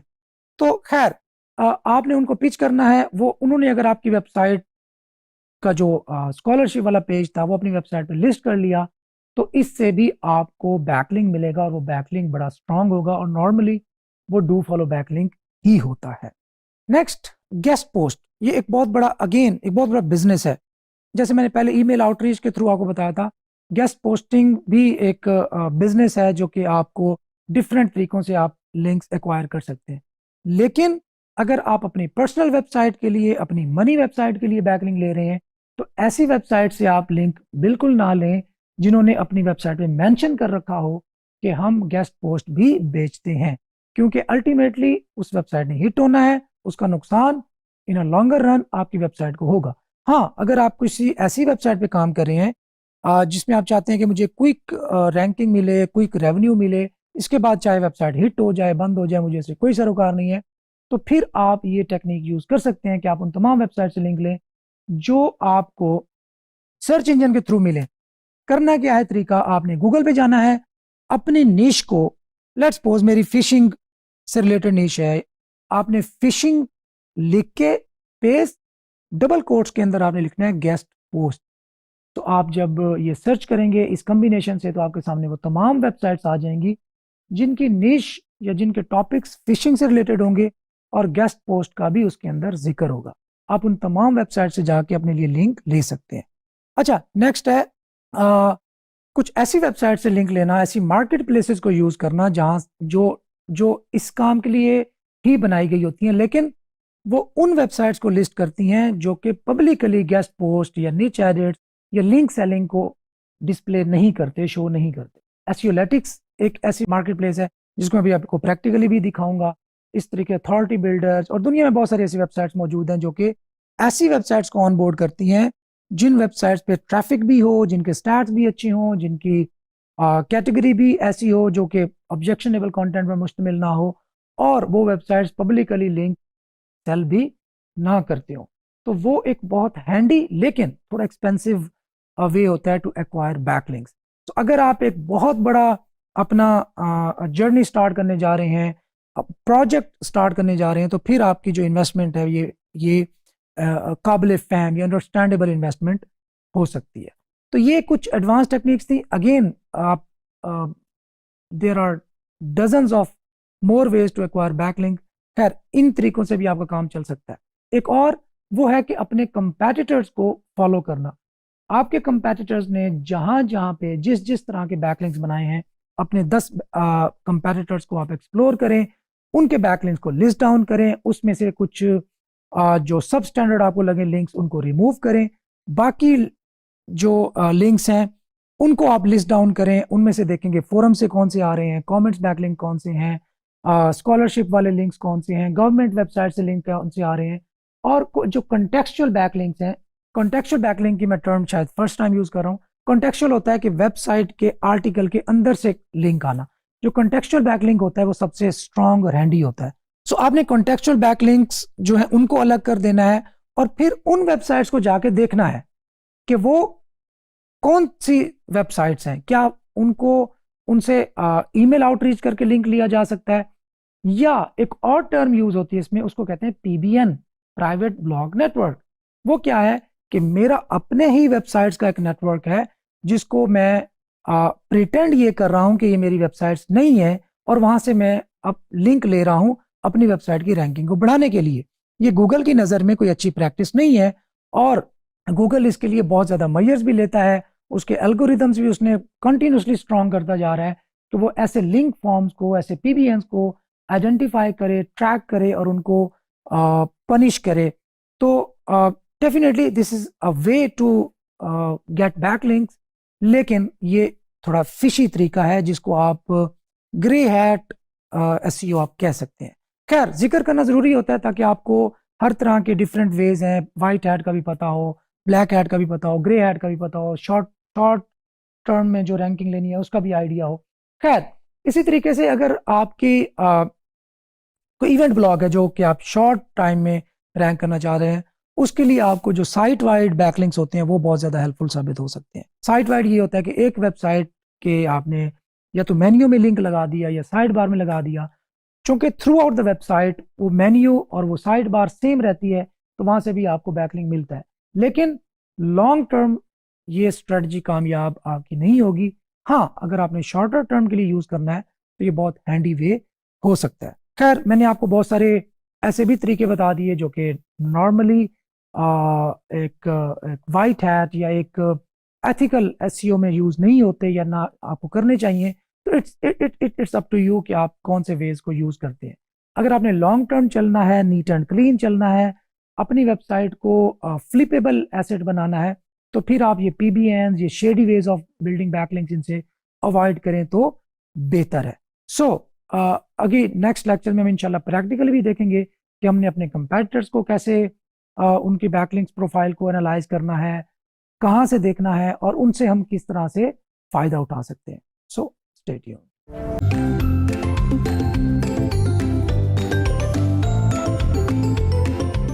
दोस्तों, याद रखें, off page SEO is all about the visibility of our website on world wide web. हमारी वेबसाइट के बारे में जहां कहीं भी किसी भी अच्छे अल्फाज में बात होगी तो वो हमारी वेबसाइट के लिए अच्छा है और हमारी वेबसाइट की ओवरऑल हेल्थ के लिए, एसईओ के लिए और रैंकिंग के लिए बेनिफिशियल है। सो जब ऑफ पेज एसईओ की बात होती है जिसमें हमने ऑन पेज एसईओ कर ली, हमने कंटेंट ऐड कर लिया, हमने मेटा टाइटल सेट कर लिए, हमने हर तरह से अपनी वेबसाइट को बेहतरीन कर लिया और उसकी यूआई, यूएक्स, जितना कुछ हमने आज तक पढ़ा है वो हमने अगर अच्छी तरीके से परफॉर्म कर लिया, अब बात आएगी ऑफ पेज एसईओ के। ऑफ पेज एसईओ क्या होती है? एक्चुअली मैं दोबारा से आपको याद दहानी करवा दूं कि कोई भी एक्टिविटी जो हम परफॉर्म करते हैं एग्जैक्टली अपनी वेबसाइट पर नहीं बल्कि ऑफ द वेबसाइट, लेकिन उसका इम्पैक्ट हमारी वेबसाइट पर पड़ता है, हमारी वेबसाइट की ओवरऑल एसईओ की हेल्थ पे, उसकी रैंकिंग पे पड़ता है, तो वो ऑफ पेज एसईओ कहलाती है। अच्छा, ऑफ पेज एसईओ के बारे में एक बहुत सारी मिथ्स मौजूद हैं। मैंने लास्ट लेक्चर्स में भी आपको कुछ मेथड्स शेयर किए थे कि ऑफ पेज एसईओ करना कैसे है, वेज क्या क्या हैं, और उनमें भी मैंने बहुत सारी चीज़ों के बारे में आपको वार्न भी किया था। तो उन मिथ्स में एक ये भी है कि ऑफ पेज एसईओ स्टार्ट कब करनी चाहिए। कुछ कहते हैं कि आपको जो ही कंटेंट ऐड करें तो ऑफ पेज एसईओ स्टार्ट कर दें, आपकी लिंक बिल्डिंग स्टार्ट कर दें, या अपनी वेबसाइट की विजिबिलिटी बढ़ाना स्टार्ट कर दें ऑन इंटरनेट। मेरी पर्सनल ओपिनियन इसमें यह है कि जो ही आपकी वेबसाइट पर ऑर्गेनिक ट्रैफिक आना स्टार्ट हो तब आप लिंक बिल्डिंग या ऑफ पेज एसईओ स्टार्ट करें। आपकी जो ऑर्गेनिक ट्रैफिक है, जो गूगल से जो ट्रैफिक आ रही है, सर्च ट्रैफिक जिसको हम बोलते हैं, वो कुछ ना कुछ होनी चाहिए। अब ये कुछ किन नंबर से मुराद है कि कितने नंबर्स हों, तो वो 10 भी हो सकते हैं, 20 भी हो सकते हैं, ये डिपेंड करता है कि आपकी वेबसाइट की जो निश है या जो ओवरऑल उसकी जो ट्रैफिक है वो कितनी आप एक्सपेक्ट कर रहे हैं। खैर, थोड़ी बहुत भी वेबसाइट पे ट्रैफिक आ जाए तो वो एक राइट टाइम होता है कि आप अपनी वेबसाइट की ऑफ पेज एसईओ स्टार्ट कर सकते हैं। तो ऑफ पेज एसईओ स्टार्ट कहाँ से करनी है? सबसे पहले अपनी वेबसाइट की ब्रांडिंग के बारे में सोचें कि लोग आपकी वेबसाइट को जानना स्टार्ट करें कि ये वेबसाइट इंटरनेट पर एग्जिस्ट करती है और इस वेबसाइट को हमें विजिट करना चाहिए।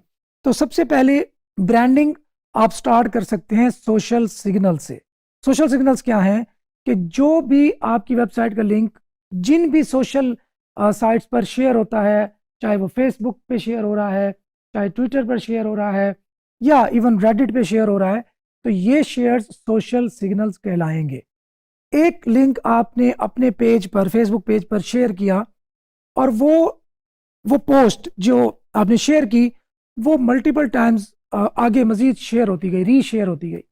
तो जितनी दफ़ा वो पोस्ट रीशेयर होगी आपके सोशल सिग्नल्स उतने ही स्ट्रॉन्ग या उतने ही ज़्यादा बनते जाएंगे। अगेन इसमें ये याद रखना है कि जिस प्रोफाइल पर या जिस पेज पर आपकी पोस्ट शेयर हो रही है वो पब्लिकली एक्सेसिबल हो, वो यूआरएल लॉगिन ना करना पड़े उस पेज को एक्सेस करने के लिए। सो पब्लिकली जब विजिबल होगा तो सर्च इंजन उसको क्रॉल कर सकेंगे और एक्चुअली आपकी वेबसाइट के बारे में जान सकेंगे कि ये वेबसाइट सोशल साइट्स पर भी काफ़ी पॉपुलर है और वहाँ पे इसके बारे में शेयरिंग हो रही है, इसके बारे में बात हो रही है और उन पोस्ट पे एंगेजमेंट जारी है। इसी तरह अगर आप रेडिट की बात करते हैं तो रेडिट एक बहुत बड़ा प्लेटफॉर्म है और सोर्स है एक बहुत अच्छी क्वालिटी ट्रैफिक का। तो जहाँ पे हमने सोशल सिग्नल्स की नीयत से रेडिट पर शेयरिंग करनी है, अपनी वेबसाइट को शेयर करना है, वहीं पे अगर हम क्वालिटी डिस्कशन में पार्टिसिपेट करेंगे और अपनी वेबसाइट को एज अ रेफरेंस वहाँ पे शेयर करेंगे तो ये एक बहुत आपकी एसईओ के लिए भी बहुत अच्छा होगा। न सिर्फ एसईओ के लिए बहुत अच्छा होगा बल्कि आपको क्वालिटी ट्रैफिक भी मिलेगी और अल्टीमेटली जो आपका एंड रिजल्ट है, in our case affiliate marketing कर रहे हैं, हम ये चाह रहे हैं कि हमारी वेबसाइट के थ्रू एफिलिएट की जो सेल्स हैं वो बढ़े। तो रेडिट की ट्रैफिक के अंदर इतनी जान होती है कि वो आपकी एफिलिएट की जो सेल्स हैं उनको भी बढ़ा सके। इसी तरह अगर हम पिंटरेस्ट की बात करें तो पिंटरेस्ट एक बहुत बड़ा सोर्स है ट्रैफिक का और क्वालिटी ट्रैफिक का। अगर वहाँ पे भी आप अपनी वेबसाइट को शेयर करते हैं, बोर्ड बनाते हैं, ये बात याद रखनी है कि जस्ट शेयर कर देना या जस्ट एक फेंक देना या सर से उतार देना एक अच्छा सोल्यूशन नहीं होता। अगर हम फेसबुक पोस्ट की बात करें तो जब आप अपनी वेबसाइट का लिंक अपनी फेसबुक पोस्ट पे शेयर कर रहे हैं तो मेक श्योर करें कि आप उसकी डिस्क्रिप्शन भी दें, उसकी कैप्शन भी दें और कैप्शन आपकी वेबसाइट से रेलेवेंट होनी चाहिए। इसी तरह अगर आप रेडिट पे कोई चीज़ शेयर कर रहे हैं तो उसकी रीज़न हो, just for the sake of increasing your social shares आप शेयर मत करें बल्कि वहाँ पे रीज़न बने। रीज़न कैसे बनेगी? आप किसी सब रेडिट पे गए, आपने टॉपिक देखा कि इस टॉपिक के बारे में बात हो रही है और वो टॉपिक मेरी वेबसाइट से रिलेटेड है, अब हमने अपनी वेबसाइट पे भी वो इन्फॉर्मेशन शेयर कर रखी है, तो ये बहुत अच्छा टाइम है कि हम अपनी वेबसाइट को वहाँ पे as a information source, as a knowledge source quote कर सकें। तो आप अपनी वेबसाइट को वहाँ पे कोट करेंगे जिससे ना सिर्फ आपकी सर्च इंजन विजिबिलिटी बढ़ेगी बल्कि आपको ट्रैफिक भी मिलेगी। सो ओवरऑल लर्निंग ये है कि हमने अपनी वेबसाइट की सोशल सिग्नल्स बढ़ाने हैं और उनमें क्वालिटी का भी ख्याल रखना है। जस्ट शेयर नहीं करते जाना बल्कि प्रॉपर कैप्शन, प्रॉपर रिसर्च और प्रॉपर टॉपिक के साथ हमने अपनी वेबसाइट को सोशल प्लेटफॉर्म्स पे शेयर करना है जिससे हमारे सोशल शेयर्स बढ़ेंगे। अगर आप ये मालूम करना चाहते हैं कि सोशल शेयर्स कितने हो चुके हैं मेरी वेबसाइट के, तो आप ये मैं कुछ लिस्ट कर रहा हूँ वेबसाइट्स के नाम, आप यहाँ पे जाके सोशल शेयर्स भी चेक कर सकते हैं कि आपकी वेबसाइट के सोशल शेयर्स टोटल कितने हैं। तो आई होप कि आप अपनी ऑफ पेज एसईओ का, जिसको मैंने बताया था कि यार बहुत ड्राई होती है, बहुत बोरिंग होती है, आई थिंक आपको बहुत इजी भी लगना स्टार्ट हो गई होगी। सो डोंट वरी, ये इट इज़ दैट इजी, बहुत ज़्यादा मुश्किल नहीं है। ड्राई ज़रूर है लेकिन हम कोशिश करेंगे कि उसको थोड़ा सा इंटरेस्टिंग करने की कोशिश करें ताकि आपके लिए ड्राई ना रहे। सो मिलते हैं अगले लेक्चर में। अल्लाह हाफिज़।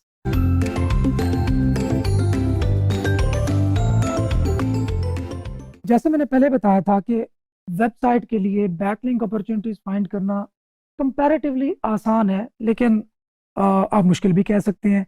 सो आसान हम इसको इस तरह बनाएंगे कि हम डिफरेंट तरीके, डिफरेंट स्ट्रेटजीज यूज़ करेंगे कि किस तरह हम बैकलिंक की नई अपॉर्चुनिटीज फाइंड करें, अपने कंपैटिटर्स को पाए करें, और उन्होंने जहाँ जहाँ पे भी लिंक प्लेस किए हैं वहाँ पे उनको एक्सप्लोर करें, और उनकी टाइप ऑफ लिंक्स या इस तरह के डिफरेंट मैट्रिसेस फाइंड आउट करके उनको फिल्टर करके और उसमें से जो हमारे काम की जो अपॉर्चुनिटीज़ हैं वो एनलिस्ट करें और वहाँ पे अपना बैकलिंक प्लेस करने की कोशिश करें। आसान टर्म्स इसलिए यूज़ कर रहा हूँ ताकि आपको आसानी से समझ आ जाए, लेकिन ये काम भी इतना इंशाल्लाह आसान ही रहेगा। अच्छा खैर, हम पहले चलते हैं कि जब हमने ट्रेडिशनल बैकलिंकिंग में बात की थी ब्लॉग कमेंट्स और फोरम बैकलिंकिंग की, तो अभी हम चलते हैं और देखते हैं कि हमने ये अपॉर्चुनिटीज़ फाइंड कैसे करनी है। हमें कैसे पता चलेगा कि फोरम हमारी नीश से रिलेटेड भी हो और उस पर ट्रैफिक भी थोड़ी बहुत हो और वो रैंक भी हो, और बहरहाल इन जो हमने क्राइटेरिया सेट किया हुआ है उसको हम कैसे फाइंड आउट करेंगे। इसको हम अभी चलते हैं अपने प्रैक्टिकल की तरफ और इसको देखेंगे कि हमने ये अपॉर्चुनिटीज़ फाइंड कैसे करनी है, और इसके साथ साथ हम अपने कंपैटिटर्स की रिवर्स इंजीनियरिंग भी करें। हमने उनको भी देखना है कि उन्होंने अपने वेबसाइट के लिंक कहाँ कहाँ से उनको मिल रहे हैं और उन्होंने उस वेबसाइट को लिंक क्यों दिए हुए हैं। क्या वो ऑर्गेनिक हैं, क्या वो सिर्फ उसके कंटेंट की बेस पर उसे मिल रहे हैं, या उसने खुद उनको आउटरीच किया है, या कहीं ऐसा तो नहीं कि उसने अपना ही एक पूरा नेटवर्क बना रखा है ब्लॉग्स का जहाँ से वो लिंक्स ले रहा है। तो ये बड़े एक्साइटिंग एक लेक्चर होगा और शायद एक यही लेक्चर आपको काफ़ी है अपनी वेबसाइट की ऑफ पेज एसईओ करने के लिए, क्योंकि अगर आपने इसको अच्छी तरह अंडरस्टैंड कर लिया, अपने कंपेटिटर्स को स्पाई करके और उसमें से चीज़ों को फिल्टर आउट करना सीख गए, तो आपके लिए ऑफ पेज एसईओ कोई बड़ा मसला नहीं रहेगी, क्योंकि आपको यह भी पता चल जाएगा कि मेरे कंपेटिटर की स्ट्रेंथ क्या है, उसकी वीकनेसेस क्या हैं, उसको लिंक्स कहाँ कहाँ से मिल रहे हैं, डू फॉलो मिल रहे हैं कि नो फॉलो मिल रहे हैं, या मैं उन वेबसाइट से लिंक कैसे फाइंड आउट कर सकता हूँ। ना सिर्फ ये, बल्कि जब आप अपने 10 कंपेटिटर्स को एक्सप्लोर करेंगे तो आपके सामने उन 10 वेबसाइट्स का जो टोटल डेटा है वो आ जाएगा। सो अगर आपने उनमें से अपने टॉप वाले कंपेटिटर को भी आउट रैंक करना है तो उसके लिए आपके पास उसकी वेबसाइट की जो स्ट्रेंथ है ऑफ पेज में उससे कहीं ज़्यादा आपके सामने डेटा आ जाएगा। अगर आपने उस डेटा को अच्छी तरह यूटिलाइज किया, डेफिनेटली ये पेशेंस वाला काम होता है, एकदम से नहीं करना। जब आपकी वेबसाइट पे ऑर्गेनिक ट्रैफिक कुछ ना कुछ स्टार्ट हो तभी आपने ऑफ पेज स्टार्ट करनी है, पहले स्टार्ट नहीं करनी। और बिल्कुल धीरे धीरे और बहुत ही एक नॉर्मल से अंदाज में आपने ऑफ पेज एसईओ का जो जर्नी है अपना आगे बढ़ाते रहना है। एकदम किया तो आपकी वेबसाइट को हिट लग सकती है। तो अभी चलते हैं प्रैक्टिकल की तरफ और देखते हैं कि हमने फुटप्रिंट्स कैसे यूज़ करने हैं, गूगल के कौन से ऑपरेटर्स हैं जो हमारी हेल्प कर सकते हैं इस बारे में, और कंपेटिटर को हमने रिवर्स इंजीनियर कैसे करना है। आइए चलते हैं। तो अभी हम प्रैक्टिकली देखेंगे कि हमने किस तरह कुछ फुटप्रिंट्स को फॉलो करना है, अपने कंपेटिटर्स को रिवर्स इंजीनियर करना है। रिवर्स इंजीनियरिंग से मुराद ये है कि हमने उन वेबसाइट्स को एक्सप्लोर करना है जहाँ जहाँ पे हमारे कंपेटिटर्स के बैकलिंक्स आ रहे हैं जहाँ से। तो सबसे पहले हम गूगल को ही यूज़ करेंगे, गूगल सर्च ऑपरेटर्स, और इसमें हम लिखेंगे सबसे पहले लीव अ कमेंट। ये एक आम सा एक फुटप्रिंट है जिसमें हम उन वेबसाइट्स को फाइंड करने की कोशिश करते हैं जिन वेबसाइट के पेजेस पर ये टेक्स्ट मौजूद होता है लीव अ कमेंट वाला। अच्छा, अब इसके लिहाज से अगर हमारी वेबसाइट की जो निश है वो फिशिंग है तो हम स्पेस दे के फिशिंग, हम अगर वही वेबसाइट्स फाइंड आउट करना चाहते हैं जहाँ पे लीव अ कमेंट का वर्ड भी हो और फिशिंग का वर्ड भी हो तो हम फिशिंग को भी डबल कोट्स में पुट कर सकते हैं। लेकिन बहरहाल इसमें हमने थोड़ा सा फ्लेक्सिबल रहना है और लीव अ कमेंट लिख के फिशिंग अपनी नीश जो भी आपकी नीश है उसको लिख के यहाँ पे एंटर पे क्लिक कर देना। अच्छा, यहाँ पे आपके सामने वो वेबसाइट्स आ जाएंगी जहाँ पे कमेंट्स अलाउड है। अभी मैं देखता हूँ fishingbooker.com एक वेबसाइट है और इसके मैं आर्टिकल के बॉटम में नॉर्मली जो कमेंट का सेक्शन होता है वो होता है, तो अब मैं जाके देखता हूँ कि क्या ये अलाउ करते हैं यहाँ पे कमेंट करना या नहीं करते। सो नॉर्मली वेबसाइट्स ने अलाउ कर रखे होते हैं कमेंट, लेकिन वो मॉडरेट होते हैं। सो अगर आप मेक श्योर करना चाहते हैं कि आपने जो कमेंट किया है वो अप्रूव भी हो, तो आप कोई वैल्यूएबल इंफॉर्मेशन या वैल्यूएबल कमेंट करेंगे और उस आर्टिकल के बारे में अपनी राय का इजहार भी करेंगे। तो यहाँ पे लीव अ कमेंट का जो टेक्स्ट है, बटन है, मुझे मिल गया। मैं लीव अ कमेंट पे क्लिक करता हूँ। अब यहाँ पे देखें कि यहाँ पे नेम, ईमेल और योर कमेंट। अब मैं नेम के फील्ड में कोई भी नाम पुट कर दूंगा। कोशिश करें कोई इंग्लिश नेम हो, और वहाँ पे ईमेल एड्रेस, अपना रियल ईमेल एड्रेस भी आप दे सकते हैं। या आप अगर ब्लॉगिंग कर रहे हैं या एफिलिएट मार्केटिंग कर रहे हैं, तो मैं आपको ये भी सजेस्ट करूंगा कि इस काम के लिए अपना एक सेपरेट ईमेल एड्रेस क्रिएट कर लें, क्योंकि बाद में आपको स्पैम बहुत आएंगे। तो यहाँ पे आप कमेंट सेक्शन में अपने इस आर्टिकल से रिलेटेड, ये जो आर्टिकल ऊपर लिखा हुआ है, इस आर्टिकल से रिलेटेड अपनी राय का इजहार कर लें और यहाँ पे आप पोस्ट कमेंट पे क्लिक कर देंगे। यहाँ पे एक चीज़ नोट करने वाली वो ये है कि इन्होंने जो वेबसाइट की फील्ड होती है उसको रिमूव कर दिया हुआ है। नॉर्मली वर्डप्रेस की जो वेबसाइट्स होती हैं उनमें 3 फील्ड्स होती हैं, नेम, ईमेल और वेबसाइट, और साथ एक टेक्स्ट एरिया होता है जिसमें आप कमेंट पुट कर सकते हैं। लेकिन इस केस में वेबसाइट का जो इनपुट फील्ड है वो डिसेबल्ड है, यहाँ से रिमूव कर दी गई हुई है। सो इन दिस सिनेरियो अगर हम अपनी वेबसाइट का सिर्फ नाम या यूआरएल भी मेंशन कर देंगे, तो फिर भी हमारी वेबसाइट की एटलीस्ट जो ब्रांडिंग है कम से कम वो ज़रूर हो जाएगी। मतलब अगर हम इतना भी लिख दें HTTPS अपनी वेबसाइट का URL, आगे कोई भी टेक्स्ट लिख दें, एनी कमेंट लिख दें, तो स्टिल हमारे लिए ये चीज़ वैल्यूएबल होगी। अगर ये देखना है कि ये वेबसाइट क्या HTML टैग्स को सपोर्ट करती है या नहीं करती, तो इसके लिए हम ऊपर जाके कुछ और कमेंट्स को भी एक्सप्लोर कर सकते हैं। आप कमेंट में देख सकते हैं कि कोई भी ऐसा कमेंट नहीं है जहाँ पे लिंक प्लेस हुआ हो। सो हमने मज़ीद इन चीज़ों को एक एक करके, लीव अ कमेंट और फिशिंग, एक एक करके तमाम ब्लॉग्स को एक्सप्लोर करते जाना है और आप मल्टीपल पेजेस तक भी जा सकते हैं। सो इसमें सक्सेस के जो चांसेस हैं वो अराउंड 10 to 20% होते हैं। मतलब अगर आप 100 वेबसाइट्स एक्सप्लोर करेंगे तो उनमें से कोई 10 से 20 वेबसाइट्स आपको ऐसी मिलेंगी जहाँ पे एक्चुअली आपका जो कमेंट है विद लिंक प्लेस होने में कामयाब होगा। सो ये नॉर्मल है, इसमें आपने डिसहार्ट नहीं हो जाना या परेशान नहीं हो जाना कि मैं इतने टाइम से ट्राई कर रहा हूँ लेकिन मेरा जो कमेंट है वो अप्रूव नहीं हो रहा या मेरी वेबसाइट का लिंक उसमें इंक्लूड नहीं है। अब लीव अ कमेंट स्पेस, हमारी निश, यही काम हम थोड़ा ऑटोमेट भी कर सकते हैं। एक वेबसाइट है ड्रॉप माई लिंक, आप dropmylink.com पे जाएं और ये सारा काम जो अभी हम मैनुअली कर रहे थे ये आपके बिहाफ पे परफॉर्म करेगा। आप यहाँ पे रजिस्टर करें, रजिस्ट्रेशन बिल्कुल फ्री है। यहाँ पे आपने ईमेल पुट करनी है और ईमेल पुट करने के बाद साइन अप नाउ पे क्लिक करना है। सो यहाँ पे आप पासवर्ड भी सेट कर सकते हैं। पासवर्ड सेट करने के बाद अब आपके सामने ये जो टूल है ये वर्किंग कंडीशन में आ गया। अब यहाँ देखें कैटेगरी, ब्लॉग प्लेटफॉर्म्स। कैटेगरी में हम बताएंगे कि हम एक्चुअली क्या चाह रहे हैं।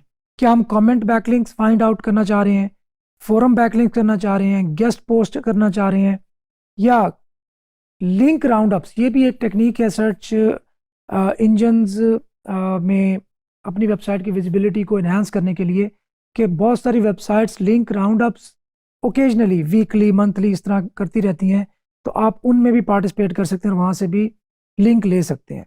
इसी तरह रिसोर्स पेजेस को आप फाइंड आउट करना चाहते हैं कि उनको आप रिक्वेस्ट करें कि हमारी वेबसाइट को भी आप अपने रिसोर्सेज वाले पेज को जहाँ पे आपने लिस्ट किया हुआ है उसमें ऐड कर लें।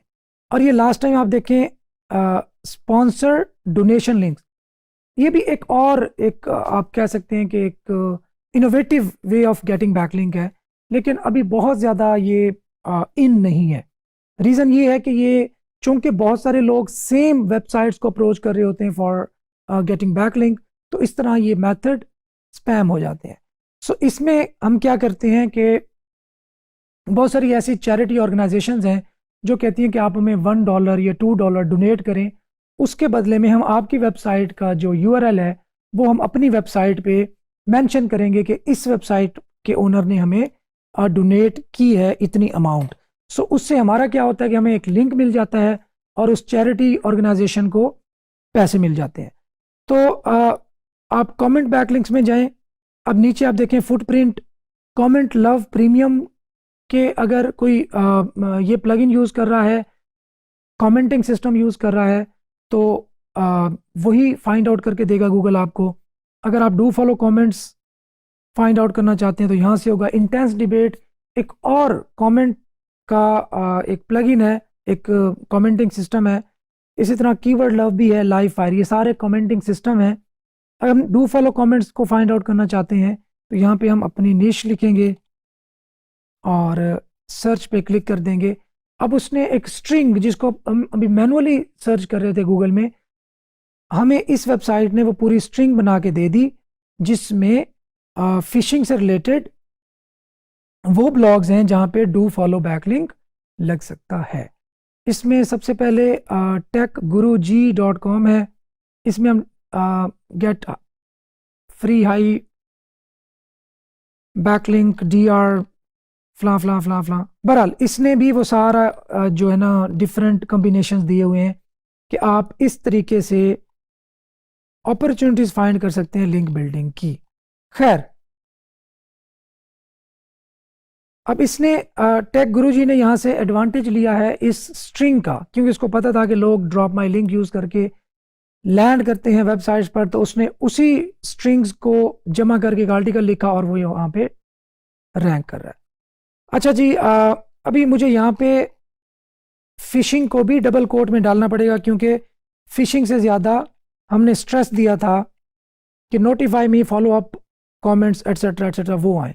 तो अब जब मैं फिशिंग को भी डबल कोट में पुट कर दूंगा तो मुझे वो वेबसाइट्स फाइंड आउट करके देगा गूगल जिनमें फिशिंग का वर्ड भी आ रहा है, notify me of follow up comments ये भी आ रहा है, और submit the word you see below ये फ्रेज भी इंक्लूड है उसमें। तो अब मुझे सिर्फ वही फाइंड आउट करके देगा। सो अगेन यहाँ से आप कोशिश कर सकते हैं कि आपको आपकी निश से रिलेटेड वेबसाइट्स हैं या लिंक बिल्डिंग की अपॉर्चुनिटीज़ हैं वो मिल जाएं। खैर, it's very time taking process, और ये थोड़ा बोरिंग भी है जैसे मैंने पहले आपको बताया था, और इसमें जो सक्सेस की रेशियो है वो 10 to 20% है हार्डली। इसी तरह कमेंट बैकलिंक की बजाय हम फोरम बैकलिंक्स में जाते हैं, और IP board, fire board, PHBB, SMF, vBulletin, हम इनको भी एक्सप्लोर कर सकते हैं और फाइंड आउट कर सकते हैं। अच्छा, फिशिंग से रिलेटेड मुझे वो फोरम्स ढूंढ के दो जो वी बुलेटिन में बने हुए हैं। सो वी बुलेटिन एक फोरम्स की सॉफ्टवेयर है जिसमें पूरा का पूरा फोरम तैयार होता है। तो अब यहाँ पे देखें, kayak fishing adventures on big waters edge. अब ये देखें, अब ये आपके सामने एक फोरम आ गया जो कि फिशिंग से रिलेटेड ही है। अब आपने अगर किसी भी पोस्ट पे, यहाँ पे आपको लास्ट पोस्ट नज़र आ रही होगी, यहाँ पे आपको फोरम नज़र आ रहे होंगे, कैटेगरीज नज़र आ रही होंगी। तो अगर मैं यहाँ पे किसी भी पोस्ट को फाइंड आउट करता हूँ और उस पोस्ट से रिलेटेड मेरा कंटेंट मैच करता है, रेलेवेंट है, तो मैं क्या करूँगा, मैं यहाँ पे साइन अप करूँगा, रजिस्टर करूँगा इस फोरम पे, और मैं उस थ्रेड को रिप्लाई करूँगा। और रिप्लाई में वंस अगेन मैं बता दूं कि आपने just for the sake of putting your link कहीं पे कमेंट या फोरम पे थ्रेड का रिप्लाई नहीं करना, उसकी प्रॉपर रीजनिंग होनी चाहिए। आप इस थ्रेड को बगौर पढ़ेंगे कि ये क्या डिस्कस करना चाह रहा है, क्या कोई क्वेश्चन है इसका, उसके बारे में थोड़ी रिसर्च करेंगे और देन उसका जवाब डिटेल्स में देंगे, और उन डिटेल्स को आप कहेंगे कि फर्दर अगर आपने एक्सप्लोर करना है या फर्दर उसके बारे में रीड आउट करना है तो आप अपनी वेबसाइट का लिंक देके उसको इनकरेज करेंगे कि आप मेरी वेबसाइट पे लैंड करो। अच्छा, इसमें चूंकि स्पैमिंग बहुत ज़्यादा होती है तो बहुत सारे फोरम्स अब इसमें केयरफुल भी हो गए हैं और उन्होंने बहुत सारे रिस्ट्रिक्शंस भी इनेबल कर रखी हैं। सो इसमें बेहतर ये है कि जिन फोरम्स पे आप लिंक पुट करने जा रहे हैं उन फोरम्स पे पहले जाके अपनी रेपुटेशन बिल्ड करें। लाइक 10-15 पोस्ट पे जाके रिप्लाई करें और उनमें अपना कमेंट पेस्ट ना करें। इसी तरह कोई नई क्वेश्चन करें, कोई नया थ्रेड पोस्ट करें और उस पे लोगों को एंगेजमेंट लें। देन जब आपकी रेपुटेशन बिल्ड हो जाए, देन आप बाकी जो अपना वेबसाइट का लिंक पुट करने का मरहला है उस तक जाए। सो यहाँ पे देखिए, आप रजिस्टर करना ज़रूरी है। जब आप रजिस्टर करेंगे तो अगर फोरम्स वाले समझेंगे कि आप जस्ट यहाँ पे स्पैमिंग करने आए हैं, तो वो हो सकता है आपको रजिस्ट्रेशन ही डिनाई कर दें। तो इसमें आपने थोड़ा केयरफुल होना है। जिन चीज़ों का मैंने आपको बता दिया है, इन चीज़ों का आपने ख्याल करना है। सो फिशिंग से रिलेटेड है तो आप कयाक या फिशिंग रॉड या पोल, डिफरेंट कम्बिनेशन यूज कर करके और डिफरेंट वेबसाइट्स फाइंड आउट करने की कोशिश करेंगे और उन पर अपनी वेबसाइट का लिंक प्लेस करने की कोशिश करेंगे। अगेन नेचुरली जहाँ पे जगह बनती हो, ज़बरदस्ती वहाँ पे घुसाने की कोशिश नहीं करनी। तो ये अभी तक का इस लेक्चर का सेशन 1 था। अभी हम नेक्स्ट सेशन में हम देखेंगे कि किस तरह हमने अपने कंपेटिटर्स को स्पाई करना है और उनको रिवर्स इंजीनियर करना है और उनकी लिंक अपॉर्चुनिटी से फ़ायदा उठाना है।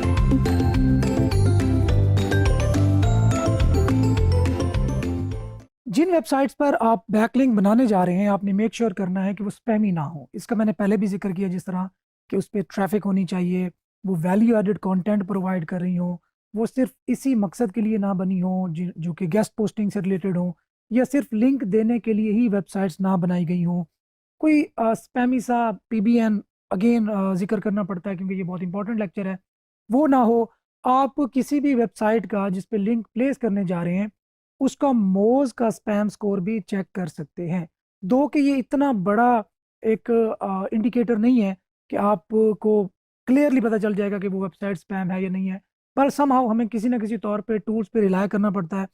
स्पेशली जब हम न्यू भी होते हैं, हमें चीज़ों का बहुत ज़्यादा इन डेप्थ आइडिया नहीं होता कि ये सारा सिस्टम चल कैसे रहा होता है, तो उस वक्त हमें टूल्स पे बहुत ज़्यादा रिलाय करना पड़ता है। ग्रेजुअली जब हमारी अंडरस्टैंडिंग इस सिस्टम के साथ बढ़ती है तो फिर हमें डेफिनेटली वो जो रिलाय होता है टूल्स पे, वो कम से कम होता जाता है। तो अच्छा, अब हम करेंगे क्या? एक्चुअली हम करेंगे ये कि हम अपने कंपैटिटर्स को किसी एक टूल में पुट करेंगे और उसकी रिवर्स इंजीनियरिंग करेंगे।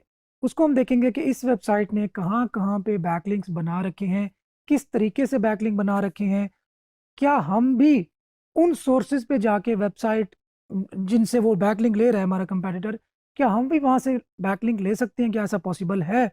इस काम के लिए आप मोज यूज़ कर सकते हैं, सेमरश यूज़ कर सकते हैं, लेकिन मोस्ट इफ़ेक्टिव जो इसके लिए प्लेटफॉर्म है, टूल है, वो है AHREFS।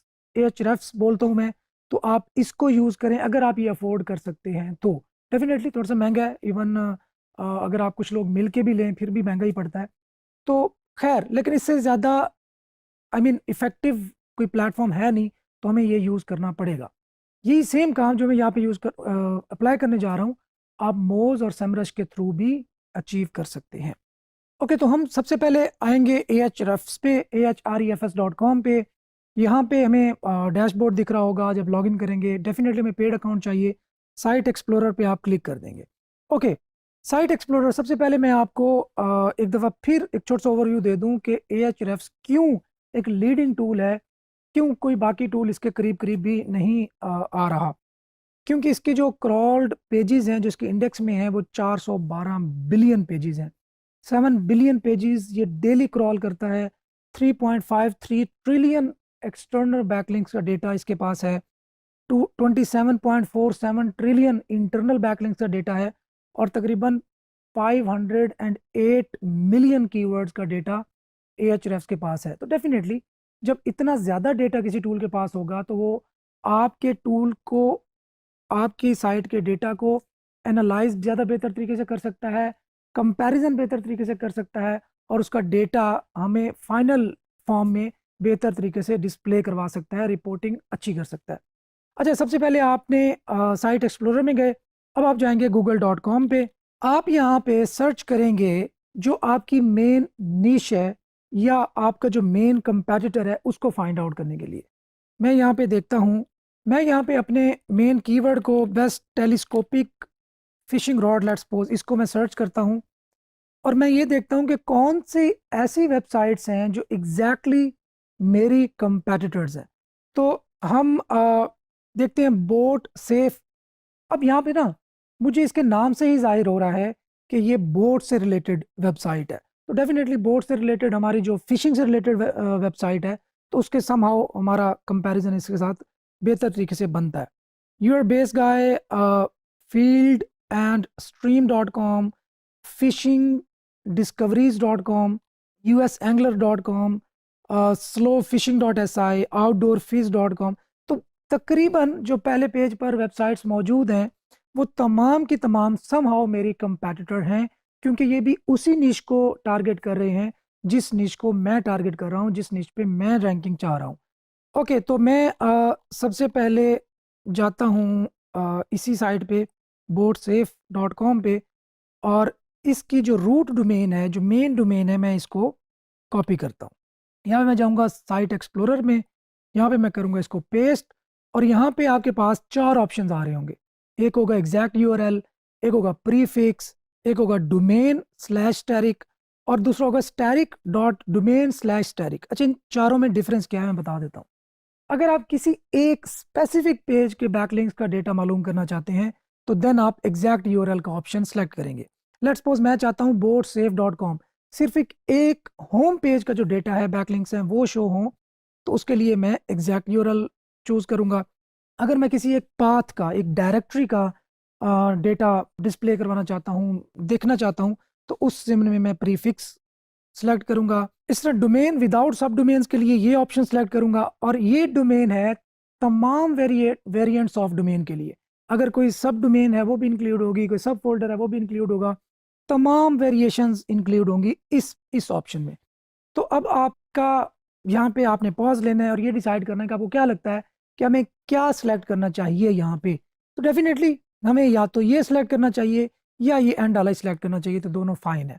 अब मैं यहाँ पे सर्च करता हूँ, अब मेरे पास ओवरव्यू आ गया इस साइट का। अच्छा, अब मैं देखता हूँ कि इस साइट का जो DR है, डोमेन रेटिंग है, वो 66 है। 66 एक बहुत तगड़ी डोमेन रेटिंग होती है किसी भी वेबसाइट के लिए। तो इसको अगर मैं डायरेक्ट compete करना चाहूँगा तो शायद ये एक बेहतर ऑप्शन ना हो। तो मैं कुछ ऐसा कंपेटिटर ढूंढने की कोशिश करूंगा कि मेरा जो पहला कंपेटिटर हो वो ऐसा हो जो थोड़ा वीक हो। अब इस वीक कंपेटिटर को ढूंढने के लिए मैं Ahrefs की जो टूल बार है वो भी यूज़ कर सकता हूँ। जिस तरह आपको याद होगा हमने मोज बार यूज़ की थी, इसी तरह Ahrefs की भी एक टूल बार होती है, वो आप यूज़ कर सकते हैं। उसमें भी जो गूगल का सर्प है, सर्च इंजन रिजल्ट पेज है, वहीं पे ही आपको DR भी शो कर देगा Ahrefs। अगर मैं मैनुअली फिर देखना चाहता हूँ तो डेफिनेटली फिर मुझे मैनुअली DR देखना पड़ेगा, और मैं कोशिश करूँगा कि ऐसी DR वाली डोमेन को अपना पहला कंपेटिटर या बुनियादी कंपेटिटर मानूं जिसका DR 35 या 30 से कम कम हो या इससे भी कम हो, ताकि एक वीक कंपेटिटर के साथ मैं compete करूं। अगर एक डायरेक्टली मैं तगड़े कंपेटिटर के साथ compete करने जाऊंगा तो बहुत ज़्यादा चांसेस हैं कि मेरा जो बजट है वो भी एग्जॉस्ट हो, मेरी एनर्जी भी एग्जॉस्ट हो, और मैं क्विट करने के जो चांसेस हैं वो भी बढ़ जाएंगे। तो खैर यहीं पे आपको कुछ ओवरव्यू दे देते हैं। DR इसका 66, डोमेन रेटिंग। अच्छा, डोमेन रेटिंग किस बेस पे होती है, अब यहाँ से भी देखते हैं। The strength of your targets backlink profile compare to other websites in our database on 100 point logarithmic scale. अच्छा, वो कहता है कि आपकी जो ये प्रोफाइल है, इसकी बैकलिंक की जो प्रोफाइल है इस वेबसाइट की as compare to other website जो कि Ahrefs के पास हैं, उसको कंपैरिजन करने की बेस पर इसकी जो रेटिंग बनती है वो 66 है, डोमेन रेटिंग। मतलब इसकी जो बैकलिंक्स के स्ट्रेंथ है, अगर मैं इन सादा अल्फाज में बयान करूं तो वो 66 है आउट ऑफ 100। तो 66 अच्छी खासी होती है। अच्छा, बैकलिंक्स की बात आती है तो 75,000 बैकलिंक्स हैं, दैट्स ह्यूज। इसी तरह referring domains 6.3K। Referring domains और बैकलिंक्स में क्या डिफरेंस होता है? एक डोमेन लेट्स सपोज digifishing.com है, वहाँ से अगर एक बैकलिंक जा रहा है boatsafe.com को, तो वो एक बैकलिंक होगा, एक रेफरिंग डोमेन होगी। अगर उसी वेबसाइट के 2 पेजेस से लिंक जा रहा है boatsafe.com को, तो ये 2 बैकलिंक्स हो जाएंगे, एक रेफरिंग डोमेन रहेगी। तो इस तरह मतलब एक रेफरेंस डोमेन से मल्टीपल बैकलिंक्स जा सकते हैं, तो इसलिए जो बैकलिंक्स की तादाद होती है ये ज़्यादा होती है, रेफरेंस डोमेन्स की जो तादाद होती है वो नॉर्मली कम होती है। अच्छा, यहाँ पे आपको 3.6K नज़र आ रहा है। ये लास्ट 7 डेज की जो चेंजेस हैं कि लास्ट कुछ अरसे में इसकी जो रेफरेंस डोमेन्स की तादाद है वो इतनी ज़्यादा बढ़ी है। अच्छा, ऑर्गेनिक कीवर्ड्स 1,20,000 ऑर्गेनिक कीवर्ड्स पे ये वेबसाइट रैंक है, 2,51,000 इसकी ट्रैफिक है। आपको याद होगा मैंने बताया था कि Ahrefs की जो ये ऑर्गेनिक ट्रैफिक के स्टैट्स हैं ये कम होते हैं एक्चुअल ट्रैफिक से। तो खैर अब आप यहाँ से अंदाज़ा लगा सकते हैं कि कितना हैवी, ये कितनी बड़ी वेबसाइट है और कितनी ज़्यादा इसकी अर्निंग होगी। नीचे आते हैं, देखते हैं traffic share by country. United states सबसे टॉप पे है और 81% जो ट्रैफिक है इस वेबसाइट की वो यूएसए से है। इस तरह ऑर्गेनिक पेजेस बाय ट्रैफिक, खैर pages with 1K to 5K traffic इतने हैं, टोटल ट्रैफिक इतनी है, और ये सारा कुछ कंपैरिजन आपको बता रहा है। अच्छा, ये है ओवरव्यू 2.0। अगर हम जो इसका ओल्ड डैशबोर्ड था Ahrefs का वो देखते हैं ओवरव्यू, तो उसमें हमें मजीद भी कुछ डेटा शो करवा रहा होगा।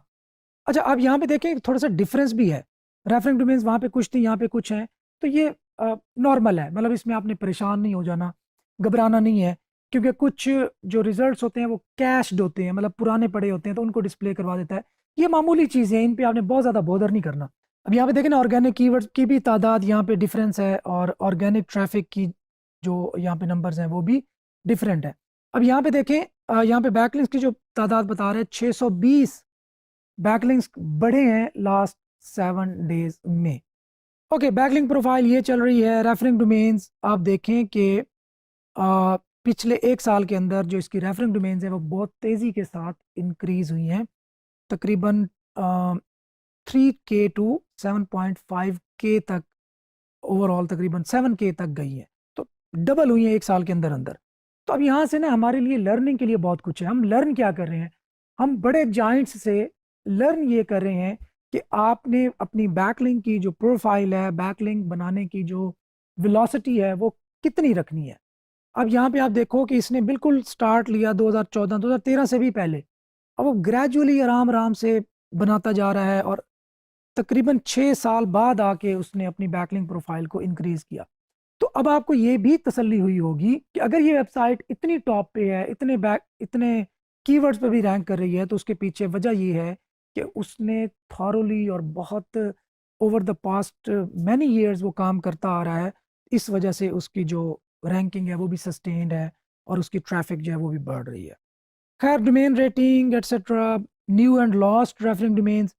न्यू कि इतनी रेफरेंस डोमेन से लिंक आया और इतनी रेफरेंस डोमेन से जहाँ से लिंक आ रहा था उनसे लिंक ड्रॉप हो गया। ये उस चीज़ की जो है ना वो इंटेंसिटी शो कर रहा है। नीचे है जी CTLD डिस्ट्रीब्यूशन।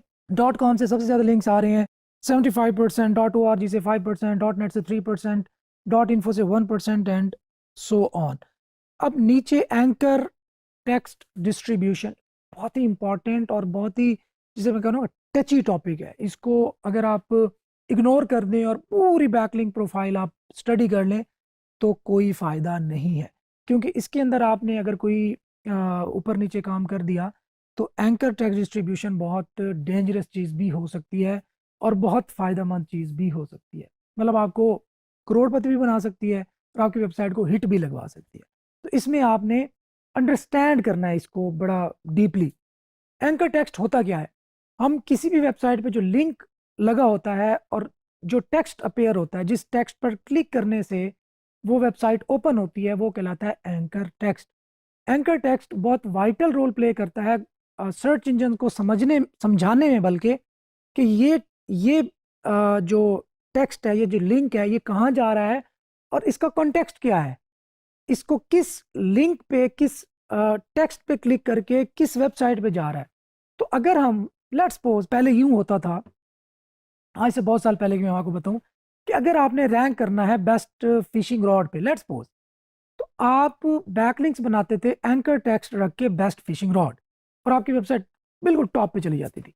लेकिन अब ये चूंकि गूगल के एल्गोरिदम्स को मैनिपुलेट करने वाली बात है ना, तो गूगल ने अपना जो एल्गोरिदम है वो बहुत ज़्यादा स्मार्ट किए, आर्टिफिशियल इंटेलिजेंस का ज़्यादा रोल इंडल्ज किया इसी तरह उन्होंने मशीन लर्निंग से बहुत बहुत कुछ लर्न किया, आपने डेटा को सिखाया कि भाई अगर एग्जैक्ट मैच से, एग्जैक्ट कीवर्ड से लिंक आ रहा होगा तो बहुत ज़्यादा परसेंटेज ऑफ लिंक्स अगर आ रही है तो ये स्पैमी टेक्निक है, ये नेचुरल टेक्निक नहीं है।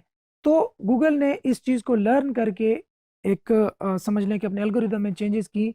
अगर अब आप सारे बैकलिंक्स एक स्पेसिफिक कीवर्ड्स के ज़रिए बनाएंगे तो आपकी वेबसाइट को पेनल्टी लगेगी, हिट पड़ेगी और आपकी वेबसाइट डाउन चली जाएगी। तो बहरहाल इसमें अब आपने ख्याल किन चीज़ों का रखना है वो मैं आपको बता देता हूँ। एंकर टेक्स्ट डिस्ट्रीब्यूशन में आपने ये ख्याल रखना है कि कोई भी एंकर टेक्स्ट बहुत ज़्यादा परसेंटेज का हामिल नहीं होना चाहिए। ऐसा नहीं होना चाहिए कि आप एक एंकर टेक्स्ट को तमाम बैकलिंक्स उसी एंकर टेक्स्ट की बेस पे ही बना दें। Let's suppose best fishing rod, let's suppose एक कीवर्ड है, तो अगर मैं तमाम अपने बैकलिंक्स बेस्ट फिशिंग रॉड के एंकर टेक्स्ट से लूँगा तो ये एक नेगेटिव अप्रोच होगी, इससे आपकी वेबसाइट को हिट पड़ सकती है।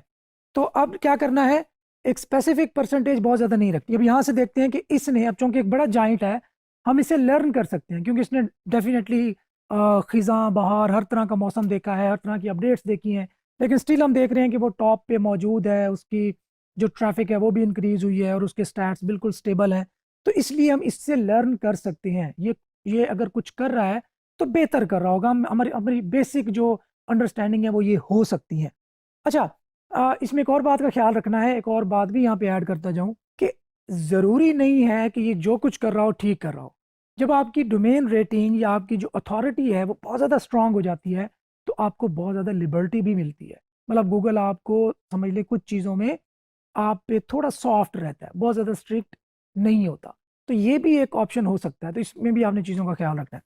अच्छा, नो टेक्स्ट, नो टेक्स्ट का मतलब है कि या तो ये इमेज से लिंक आ रहा है जिस पे डेफिनेटली टेक्स्ट नहीं होता, एंकर टेक्स्ट, तो वो है 7%।